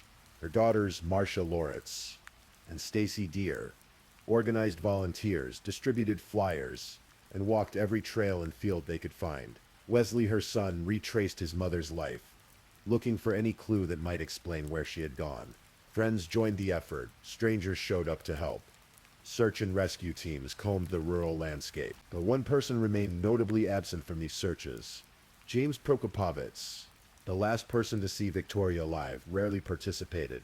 When volunteers gathered to plan their next search area, James would sit in his recliner, drinking beer, making comments that chilled those who heard them. "You're wasting your time," he told searchers. "You'll never find her." He said Victoria was dead, that she was never coming back, that everyone should stop looking. His daughter from a previous marriage, Lisa Masty, later testified about her father's strange behavior. She remembered how quickly he seemed to move on. The weekend after Victoria disappeared, James told Marcia he was planning to get a U-Haul to come and get this stuff out of the house, referring to Victoria's belongings as though she were already dead and gone. He became angry when searches continued, hostile toward those who refused to give up hope. Victoria's children noticed other troubling signs. Just 4 months after their mother vanished, James removed her from his medical and dental insurance, converting his family plan to an individual policy. When asked about this, he showed no emotion, no concern for what it might mean if Victoria were still alive somewhere, needing medical care. He seemed eager to close the book on his wife's life. And then there was the relationship that seemed to bloom impossibly fast. Just weeks after Victoria's disappearance, James announced he had reconnected with an old girlfriend, a woman named Catherine Friday, who went by Kathy. He claimed they had bumped into each other at a casino, a chance encounter that had rekindled an old flame. But the timing troubled Victoria's children. How could someone move on so quickly? How could a man whose wife had vanished without explanation begin dating again before her body had even been found? Kathy Friday had known James Prokopovitz years before, during a different chapter of his life. She was 68 years old, a woman who had recently lost her longtime boyfriend, Marv, to natural causes in November of 2012. She lived in Curtis, west of Wausau, with her adult children. To those who knew her, she seemed like a woman trying to rebuild her life after loss. But Kathy's daughter, Jennifer Friday, noticed something was wrong. Her mother, who had always been close and open with her children, became secretive about her relationship with James. She wouldn't share details, wouldn't explain how they had met, acted strangely when Jennifer asked questions. Concerned, Jennifer looked up James Prokopovich online and discovered something that made her blood run cold. His wife was missing. His wife had vanished just weeks before her mother started dating him. Jennifer called the investigators handling Victoria's case. "Is there something I should be worried about?" she asked them. "My mother is dating this man, and his wife is missing." When Jennifer confronted her mother about Victoria, Kathy's response was chilling. She spoke with a coldness that Jennifer had never heard before. Kathy suggested that Victoria had probably attempted suicide, that there were lots of quarries and vegetation in the area around the Prokopovich's home. "Hopefully a hunter will find her," Kathy said, as though discussing a lost piece of property rather than a missing human being.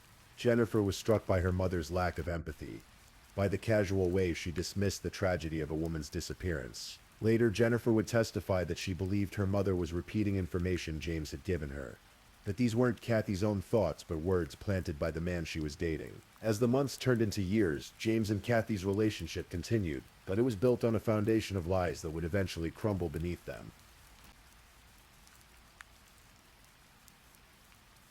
Investigators never stopped working Victoria's case. They interviewed family members, friends, co-workers.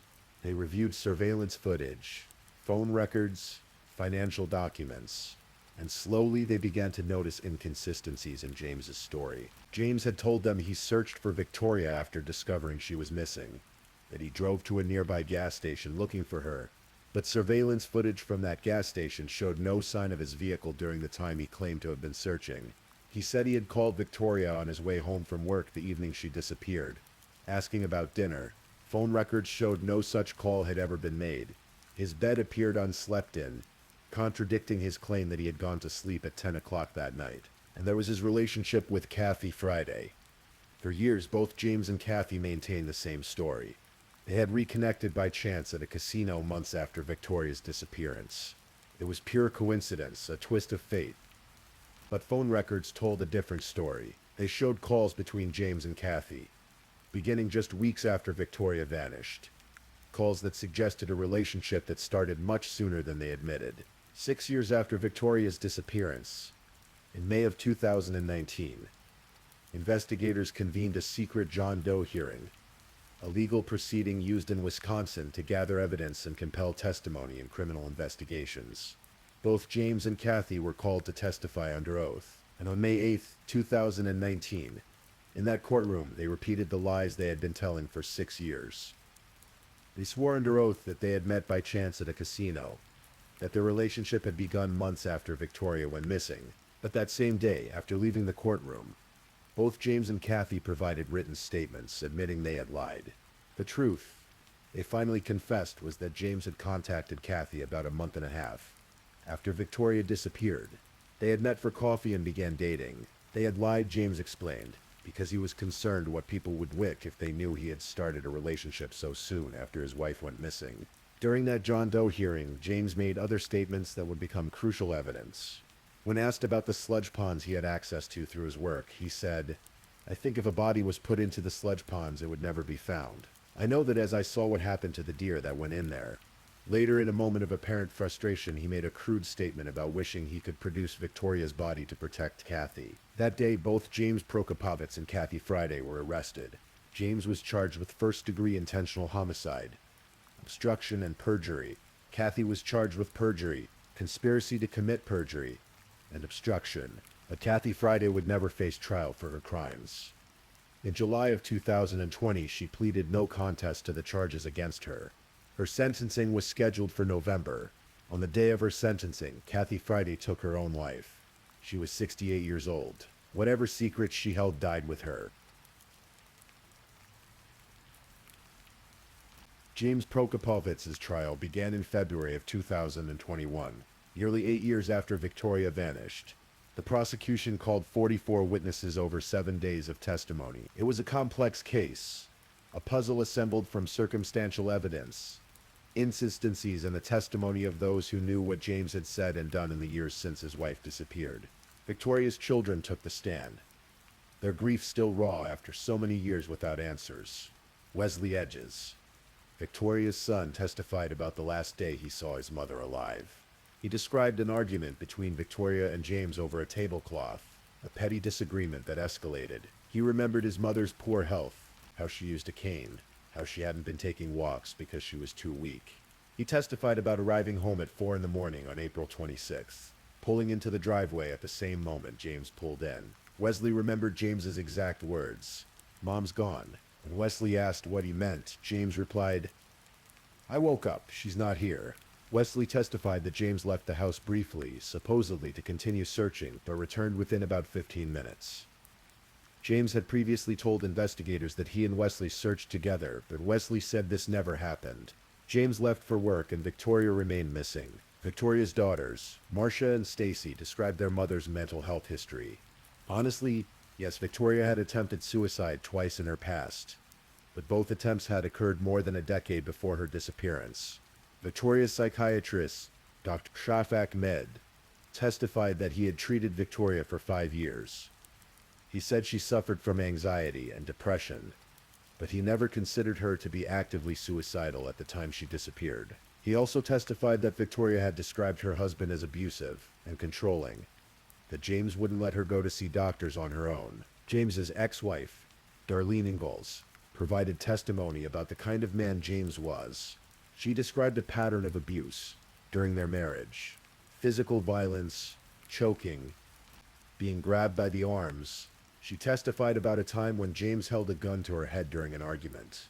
The pattern was clear. James Prokopovich had a history of violence against the women in his life. The prosecution called James's co-workers from his job at McKeefrey's, where he loaded paper waste onto dump trucks for transport to landfill sludge ponds. These men described the nature of the sludge they worked with. It was caustic, capable of burning or corroding skin. They described it as having the consistency of quicksand, unstable and dangerous. They couldn't always see everything in the loads they dumped. One co-worker testified that James was always the first one to arrive at the sludge ponds in the morning, that he had free access to the site. These sludge ponds became central to the prosecution's theory. They argued that James had disposed of Victoria's body in one of these industrial waste ponds, that the caustic chemicals would have dissolved tissue and bone, making recovery impossible. The ponds were too hazardous to search, too unstable to dredge. If a body had gone in, as James himself had suggested, it would never come out. Perhaps the most damaging testimony came from James's own words. 2 inmates who had been housed with James in jail at different times testified about conversations they'd had with him. One inmate said James told him he was 100% sure Victoria was dead, that her body would never be found. He said even if searchers did find her, there would be no blood or teeth, nothing to identify her by. The prosecution pointed out that Victoria's dentures had been left behind at the house. The jury watched video of James being interviewed by investigators. They saw his demeanor change when questioned about inconsistencies in his story. They heard him in a moment of apparent desperation shout, "Okay, I'll admit it. I killed her. Yeah, I killed her. Kathy had nothing to do with it." Then, immediately he walked it back, claiming he had only said it to try to protect Kathy, that he hadn't actually killed Victoria. The defense presented no witnesses. James did not take the stand. His attorney, John D'Angelo, argued that this was still a missing persons case, that without a body, without physical evidence, the prosecution had failed to prove murder beyond a reasonable doubt. He pointed to Victoria's mental health history, suggested she might have killed herself, or simply disappeared because she wanted to start over somewhere else. But the jury found the prosecution's case compelling. After 23 hours of deliberation, they returned with their verdict: guilty on all counts. First-degree intentional homicide with a domestic abuse modifier, 2 counts of perjury, 1 count of obstructing an officer.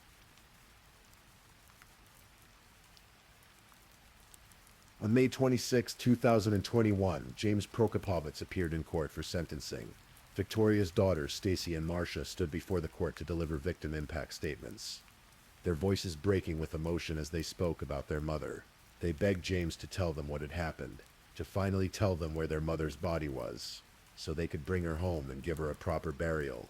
They wanted closure. They wanted to be able to visit a grave, to have a place where they could go to remember their mother. James Prokopovich declined to speak. He offered no explanation, no confession, no final words. He maintained his silence, taking his secrets with him. The judge sentenced him to life in prison without the possibility of parole. At 75 years old, James Prokopovich would spend the rest of his days behind bars, convicted of murdering a wife whose body would never be found. Assistant District Attorney Wendy Lemquil spoke after the sentencing about the unique challenges of the case. This case is unique for not having a body, but not unusual, she said. She spoke about the biodegradable nature of the materials in the sludge ponds, about why they couldn't be dredged, about why a body placed there would never be recovered. She expressed gratitude to the jury for seeing through James's lies and holding him accountable. For Victoria's family, the verdict brought a measure of justice, but not the closure they desperately sought. 2,953 days had passed since Victoria disappeared, more than 8 years of not knowing, of searching, of hoping against hope that somehow their mother might still be alive. The guilty verdict confirmed what they had suspected for years. James had killed Victoria. He had taken her life and hidden her body so thoroughly that she would never be found. Victoria's daughter, Marcia Loritz, channeled her grief into action. She founded Wisconsin Missing Persons Advocacy, Inc., a nonprofit organization dedicated to helping other families navigate the nightmare of having a loved one disappear. Each April, she coordinates missing persons awareness events, offering child identification kits, internet safety lessons, guest speakers, and support for families still searching for their missing loved ones. Out of tragedy, she built something to help others, a legacy for her mother. But questions remain. Where exactly is Victoria's body? Did James dispose of her in the sludge ponds, as prosecutors theorized? Or is she somewhere else, perhaps on that rural property with its numerous outbuildings? Somewhere searchers haven't looked. What happened in those hours between 10 o'clock on the night of April 25th and 4 o'clock on the morning of April 26th? What did Victoria and James argue about? Was it the tablecloth Wesley mentioned, or something deeper, something that pushed James to finally act on impulses he'd controlled before? We know certain facts. Victoria was frail, weakened by cancer and recovery from surgery. She used a cane. She wasn't capable of taking long walks, especially not at night through rural terrain with no streetlights. She left behind her cigarettes. And Victoria was a heavy smoker who wouldn't have left voluntarily without them. She left her purse, her money, her identification, her phone. She left her dentures. These are not the actions of someone planning to disappear. We know James lied repeatedly. He lied about searching for Victoria. He lied about calling her. He lied about how he spent that night. He lied about when he started his relationship with Kathy Friday. He admitted to lying under oath, admitted to conspiring with Kathy to get their story straight. He made statements about Victoria being dead, about her body never being found, about there being no blood or teeth to identify her. These are not the words of an innocent man confused about his wife's disappearance. These are the words of someone who knows exactly what happened, and we know about the pattern. The ex-wife who described abuse and violence, the psychiatrist who documented Victoria's reports of being controlled, of not being allowed to see doctors alone, the financial pressure, the medical bills James resented, the insurance he removed Victoria from just months after she vanished, the old girlfriend he was eager to reunite with. All these threads woven together create a picture of motive and opportunity. The jury saw this picture clearly. After days of testimony and nearly 24 hours of deliberation, they concluded that James Prokopovich had murdered his wife, disposed of her body, and lied for 6 years to cover his tracks. Victoria Lynn Prokopovich would have been 69 years old today. She never got to see her grandchildren grow up. She never got to pursue the healing she was working toward with her psychiatrist. Her life was cut short by someone who had promised to love and protect her. Her body has never been found. There is no grave for her children to visit, no final resting place where flowers can be laid. She exists now only in the memories of those who loved her, in the photographs her family still looks at, in the annual missing persons awareness events held in her honor. The rural property on Kunesh Road in Pittsfield still stands. The sludge ponds near Austin Straubel Airport continue to receive paper waste, their caustic contents slowly decomposing everything that enters. Somewhere perhaps Victoria rests, or perhaps she's somewhere entirely different, a location only James Prokopovich knows. He remains in prison, serving his life sentence, having never revealed what truly happened that April night. Kathy Friday is gone, having taken her own life before she could serve her sentence for the lies she told to protect him. The secrets they shared, the full truth of what occurred, may never be completely known, but Victoria's family continues to hope that someday, somehow, they might get the answers they deserve. They hope that James might finally develop a conscience, might finally tell the truth about where Victoria's body can be found. They want to bring their mother home. They want to give her the burial she deserves. They want closure. For now, they have justice. James Prokopovich will never walk free again. He will spend the rest of his life behind bars, convicted of the murder he committed. It's not the ending Victoria's family wanted, but it's the one they received, and so they continue to honor her memory, to speak her name, to ensure that Victoria Lynn Prokopovich is not forgotten. Her story is one of vulnerability and violence, of lies and persistence, of a family that refused to give up even when the person who should have been searching hardest told them they were wasting their time. It's a reminder that sometimes the most dangerous person in someone's life is the one who promised to love them. Let Victoria's story remind us to look out for those who might be suffering in silence, to believe people when they tell us they're being abused, to take action when we see warning signs, and let it remind us that even when someone disappears without a trace, even when their body is never found, the truth has a way of emerging. Justice has a way of being served. Victoria Lynn Prokopovich, 59 years old. A mother, a survivor, a woman who deserved so much better than the fate she received. Though her body was never found, she was not forgotten. Her family made sure of that. Please, if you're still awake, let's move on to our last story.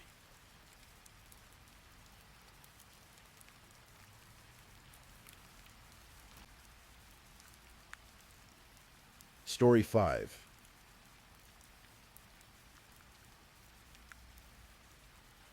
Tonight we'll explore a story that asks difficult questions about the human mind, about pressure and about the moments when everything falls apart. This is the story of the Long family of Madbury, New Hampshire, a tragedy that unfolded in the summer of 2025 in a quiet town where neighbors knew each other by name.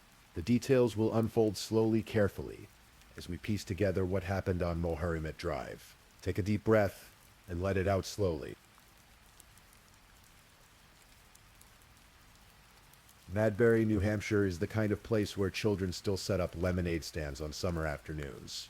A rural town of roughly 2,000 residents nestled in the seacoast region northwest of Portsmouth. It's the sort of community where a school psychologist is recognized at the grocery store, where families wave to each other from their driveways. On Moharimet Drive, a winding street lined with trees, the Long family had built what appeared to be a life of service and connection. Ryan Long, 48 years old, had dedicated nearly a decade of his life to the children of Oyster River Middle School. As a licensed school psychologist and board-certified behavioral analyst, he was known for seeing potential in every student who walked through his door. He understood what help each child needed, what would drive them toward their goals. Ryan's path to this work had been unconventional. In the early 2000s, he had worked in Hollywood, in the marketing industry with Sony Pictures. But something had called him back to New Hampshire, back to the University of New Hampshire, where he'd earned his bachelor's and master's degrees. He pursued advanced degrees in mental health counseling and psychology, eventually earning his doctorate from the University of Southern Maine. Those who knew him spoke of a man who was part of the fabric of the community, a go-to person for advice on matters concerning children, someone who touched countless lives simply by showing up, by listening, by caring. His wife Emily, 34 years old, had grown up in Madbury. She was the daughter of Christopher Hobson, a teacher at a local elementary school, and Cynthia Dodge Hobson, a speech pathologist. They appeared to be a tight-knit family with deep roots. Emily's mother often posted on social media about how much she loved her daughters, sharing snapshots of family trips to Singapore and Italy. Emily had attended the University of New Hampshire, graduating with a degree in hospitality management. She'd built a career in restaurant operations, eventually becoming the director of operations for Wingett's, a local chain of chicken wing restaurants with locations in Dover, Hampton, and Newmarket. Together, Ryan and Emily had 3 children, Parker, 8 years old, full of the energy that boys his age possess. Ryan, 6 years old, named after her father, learning to navigate the world with the curiosity that comes naturally to children. And James, a toddler of 3, still discovering the wonder of language and movement. Neighbors would later remember seeing the children selling lemonade outside their home. They'd remember Emily as nice as could be when you spoke with her. They'd remember a family that seemed from the outside to be navigating life like everyone else, with its challenges. Certainly, but also with its moments of joy. But beneath the surface of this picture, pressures were building. Pressures that most people never saw until it was far too late.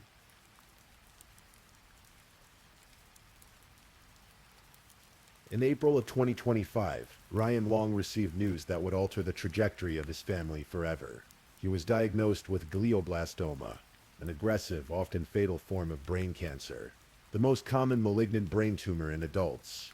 Glioblastoma is as cruel as it is relentless.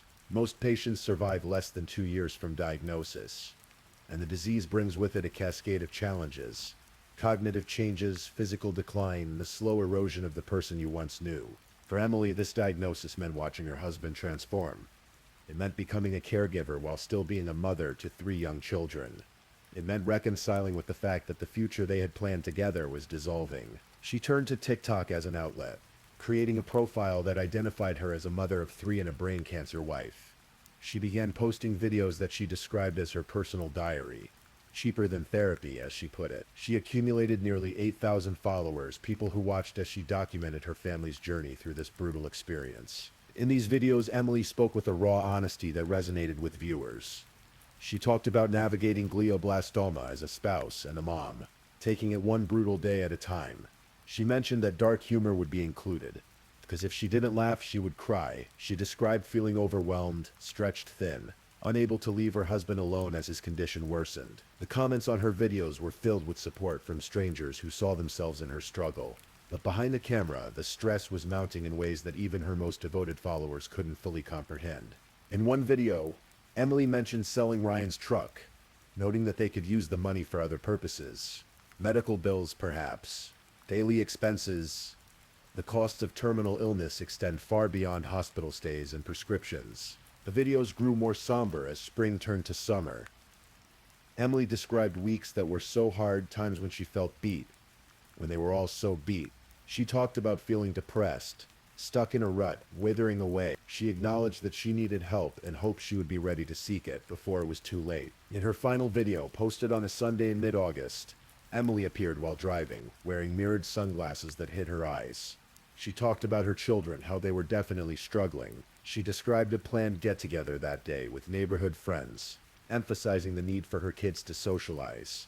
She spoke about making a point to get out of her depression, to create normalcy for her family. She talked about trying to get dressed in proper clothes more often, about being determined to establish healthy routines. It was a video about trying, about pushing forward when everything feels impossible, about the determination to keep going for the people you love. 2 days later, 4 members of the Long family would be dead.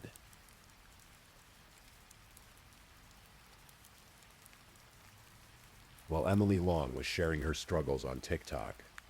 Another crisis was unfolding in private, one that would only come to light after the tragedy. This wasn't the first time Emily had faced accusations of theft. A decade earlier, in the winter of 2016, police on Nantucket wanted to question a 24-year-old restaurant manager named Emily Hobson and her boyfriend. More than $11,000 had been drained from the bank account of Nick's, a brew pub on the island where the pair had worked until December. They'd been fired amid suspicions about a bout of cash and alcohol. Emily and her boyfriend had fled to Thailand, posting photos on Facebook of their tropical adventure. They hung out at fancy hotels in Bangkok, caught fish in the jungle, ate authentic dishes in bustling markets. Eventually, Emily returned to the United States. She was arraigned on multiple check forgery charges in Nantucket District Court that June.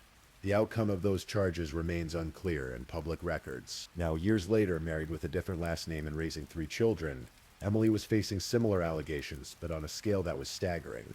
Derek Fisher, the owner of Wingett's, had grown concerned. Emily had worked for the company since 2018 and was involved with every aspect of the chain's finances. She was in charge of collecting cash from the restaurants, managing deposits, overseeing the company's financial operations. On June 18th, 2025, Fisher and his bookkeeper noticed something disturbing. A large number of checks had been written to Emily herself. When they examined the records more closely, they discovered what appeared to be systematic theft stretching back to early 2023. According to Fisher's allegations, Emily had been taking cash deposits rather than depositing them into the company accounts. She'd also allegedly been writing checks to herself from the business bank accounts. When Fisher confronted her, asking her to accompany him to the bank to sort out the discrepancies, Emily said she couldn't. Fisher was understanding. Emily's husband had just been diagnosed with cancer. Surely there were explanations, pressures, circumstances he didn't fully grasp.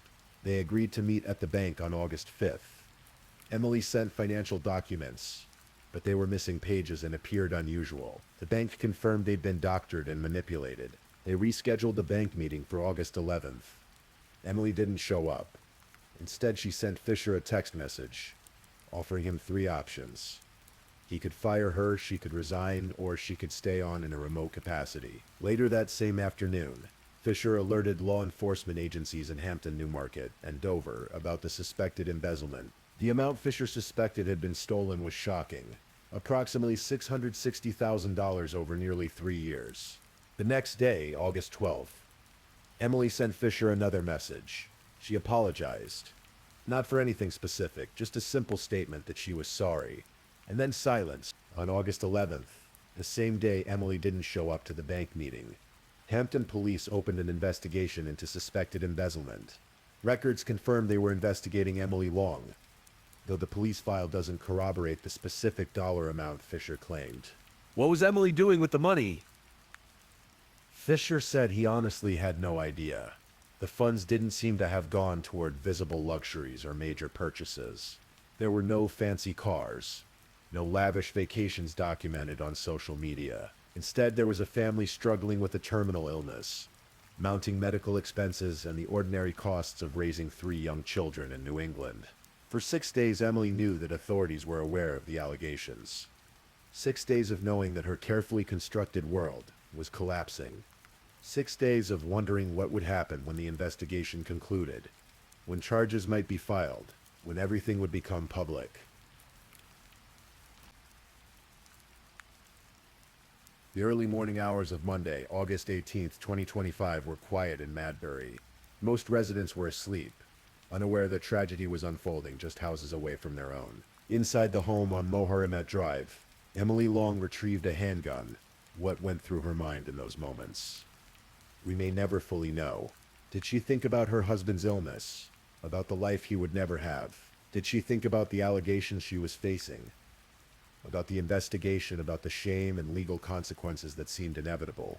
Did she think about her children's future without their father, about what their lives would become? The Attorney General's office would later state that it appears Emily took the handgun and caused the deaths of Ryan Long and 2 of her children, Parker and Ryan, before taking her own life immediately thereafter. Ryan Long died from multiple gunshot wounds. 8-year-old Parker died from a single gunshot wound to the head. 6-year-old Ryan died from a single gunshot wound to the head. Each was pronounced dead at the scene. Emily Long died from a single self-inflicted gunshot wound to the head. The autopsies would determine the manner of death for Ryan, Parker, and Ryan as homicide. Emily's manner of death was ruled suicide. 1 family member survived. 3-year-old James, the toddler, was found in the home physically unharmed. He was placed with family members, left to grow up with the weight of questions he's too young to understand, and may spend a lifetime trying to answer. A 911 call came in just before 8:30 that evening. Multiple people were reported dead inside the residence on Moharimet Drive. State troopers responded, spoke with the callers, and entered the home. What they found inside shattered a community.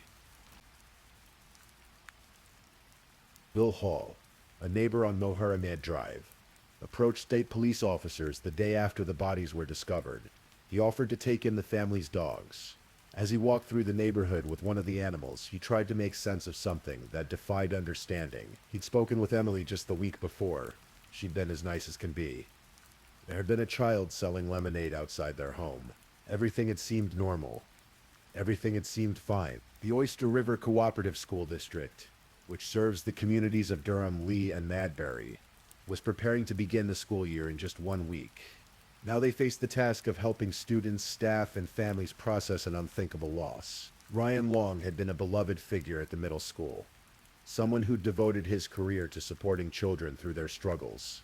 Dr. Robert Shaps, the district superintendent, released a statement expressing the community's heartbreak. The district partnered with local organizations to provide mental health support. Counselors were made available. Plans were developed for how to talk to students about what had happened to Mr. Long, about grief, about loss, about the complexity of mental health. Todd Selig, Durham's town manager, spoke about how everyone had been touched in one way or another by this family. Everyone was heartbroken with the news. It was a shock, obviously. People were saddened, trying to come together to support each other. A vigil was held on Thursday evening. Community members gathered to light candles, to stand together in the face of something they couldn't fully process. Flowers and notes began appearing at the base of a tree on the Long family's property. One note read, "With love and so much support, your Oyster River neighbors." Religious leaders and town officials emphasized the importance of reaching out, of talking to someone if you're struggling, of not letting pain fester in isolation. They spoke about the warning signs of mental health crisis, about the resources available, about the importance of community in times of tragedy. In the days following the tragedy, researchers and experts on murder-suicide cases were asked to comment on what had happened in Madbury. Their observations provide context, though they can never provide complete answers. Dr. Catherine Keyes, a professor of epidemiology at Columbia University's Mailman School of Public Health, has studied murder-suicide cases across 30 states. In her research covering the years 2016 through 2022, she found that such events occur at a rate of approximately 0.45 per 100,000 people. It's extraordinarily rare. The figure has remained fairly stable over the past decade. New Hampshire, notably, had the lowest rate of murder-suicide among all the states studied. In more than 90% of murder-suicide cases, a male is the perpetrator. Firearms are used in more than 90% of cases, and fewer than 4% of such crimes have 3 or more victims. What happened in Madbury checked several of these boxes, but defied the pattern in one critical way. Emily Long was female, and she didn't just take the lives of her children. She also killed another adult, her husband. Dr. Laura Schwab-Reese, an associate professor in the Department of Public Health at Purdue University, co-authored a study on filicide suicide in 2022. Focusing on the differences between male and female perpetrators. When she examined the Madbury case, she noted it was very clearly different from what the research typically shows. In her study, covering 2013 to 2015, 1/4 of reported filicide suicide events were committed by women. All of the female perpetrators used a firearm to kill their biological children. But unlike what happened in Madbury, none of the women also took the life of another adult. Among female perpetrators in the research, relationship issues were the most common contributing factor, followed by mental health issues. But Dr. Schwab-Reese emphasized an important point. There are lots and lots of people who go through very similar situations and don't kill their children in themselves. There's often a combination of factors contributing to such a tragic outcome. The New Hampshire Attorney General's office issued a statement acknowledging that investigators were becoming aware of various concerns and issues ongoing in the Long household at the time of the event. They urged the public to avoid speculating that the tragedy was caused by a single reason or stressor. This is an important distinction. We want simple answers. We want to point to one thing and say, that's why it happened.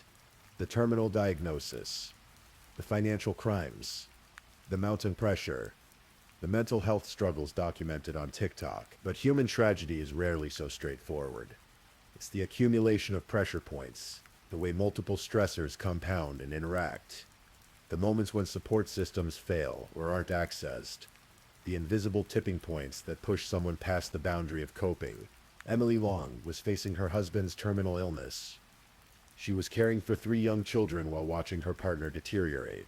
She was allegedly embezzling hundreds of thousands of dollars, creating a web of deception that was unraveling. She was publicly documenting her depression and struggles. She was isolated, exhausted, feeling herself withering away. Any one of these factors would be significant. Together they created a storm. There are questions about the Long family tragedy that may never be fully answered. They linger in the spaces between facts. In the gaps of understanding, what was Emily planning to do with the allegedly embezzled money? Derek Fisher said he honestly had no idea.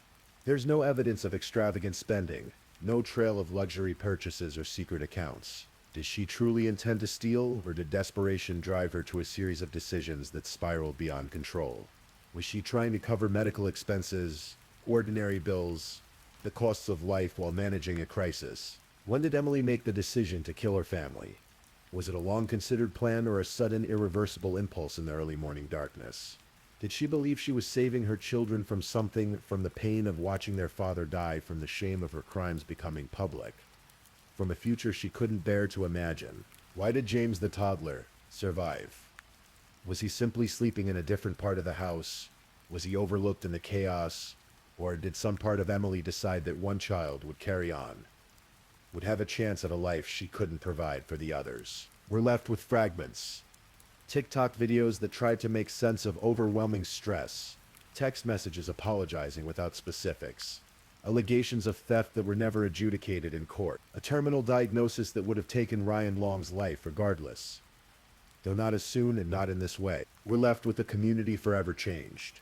Students at Oyster River Middle School who lost a trusted adult, neighbors who second-guess whether they should have seen signs they missed, family members struggling to understand how their daughter, their sister, their loved one became someone capable of this. And we're left with James, now in the care of family, who will grow up knowing his mother, father, brother, and sister all died on the same night, who will eventually learn the full story, piece by difficult piece, and have to reconcile the mother who loved him with the person who committed these acts. If there's anything to take from the tragedy of the Long family, it's the critical importance of mental health support and the danger of suffering in silence. Emily Long was open about her struggles on TikTok. She told thousands of followers that she was depressed, that she felt overwhelmed, that she was trying to create normalcy but felt herself withering away. She said she hoped she'd be ready to seek help before it was too late. She acknowledged she needed help. But acknowledging need and accessing effective help are two very different things. What barriers stood between Emily and the support that might have changed this outcome? Was it stigma? Was it time? Was it not knowing where to turn? Was it the fear that reaching out would make her legal situation worse? That admitting the depth of her struggles would mean losing custody of her children?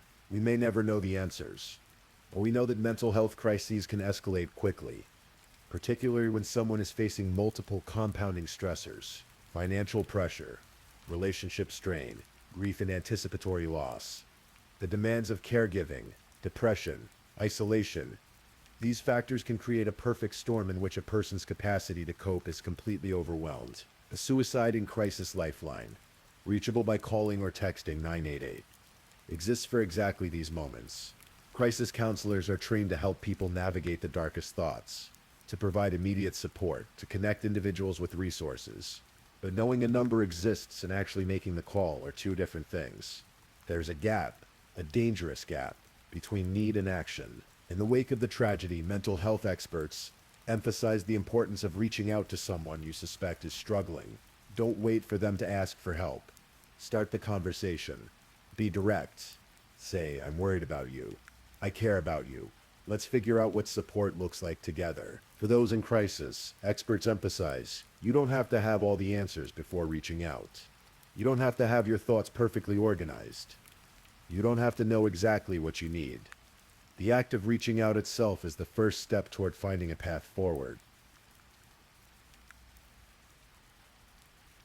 As we come to the end of this story, let's return to where we began, to the quiet streets of Madbury, to the community still processing this loss.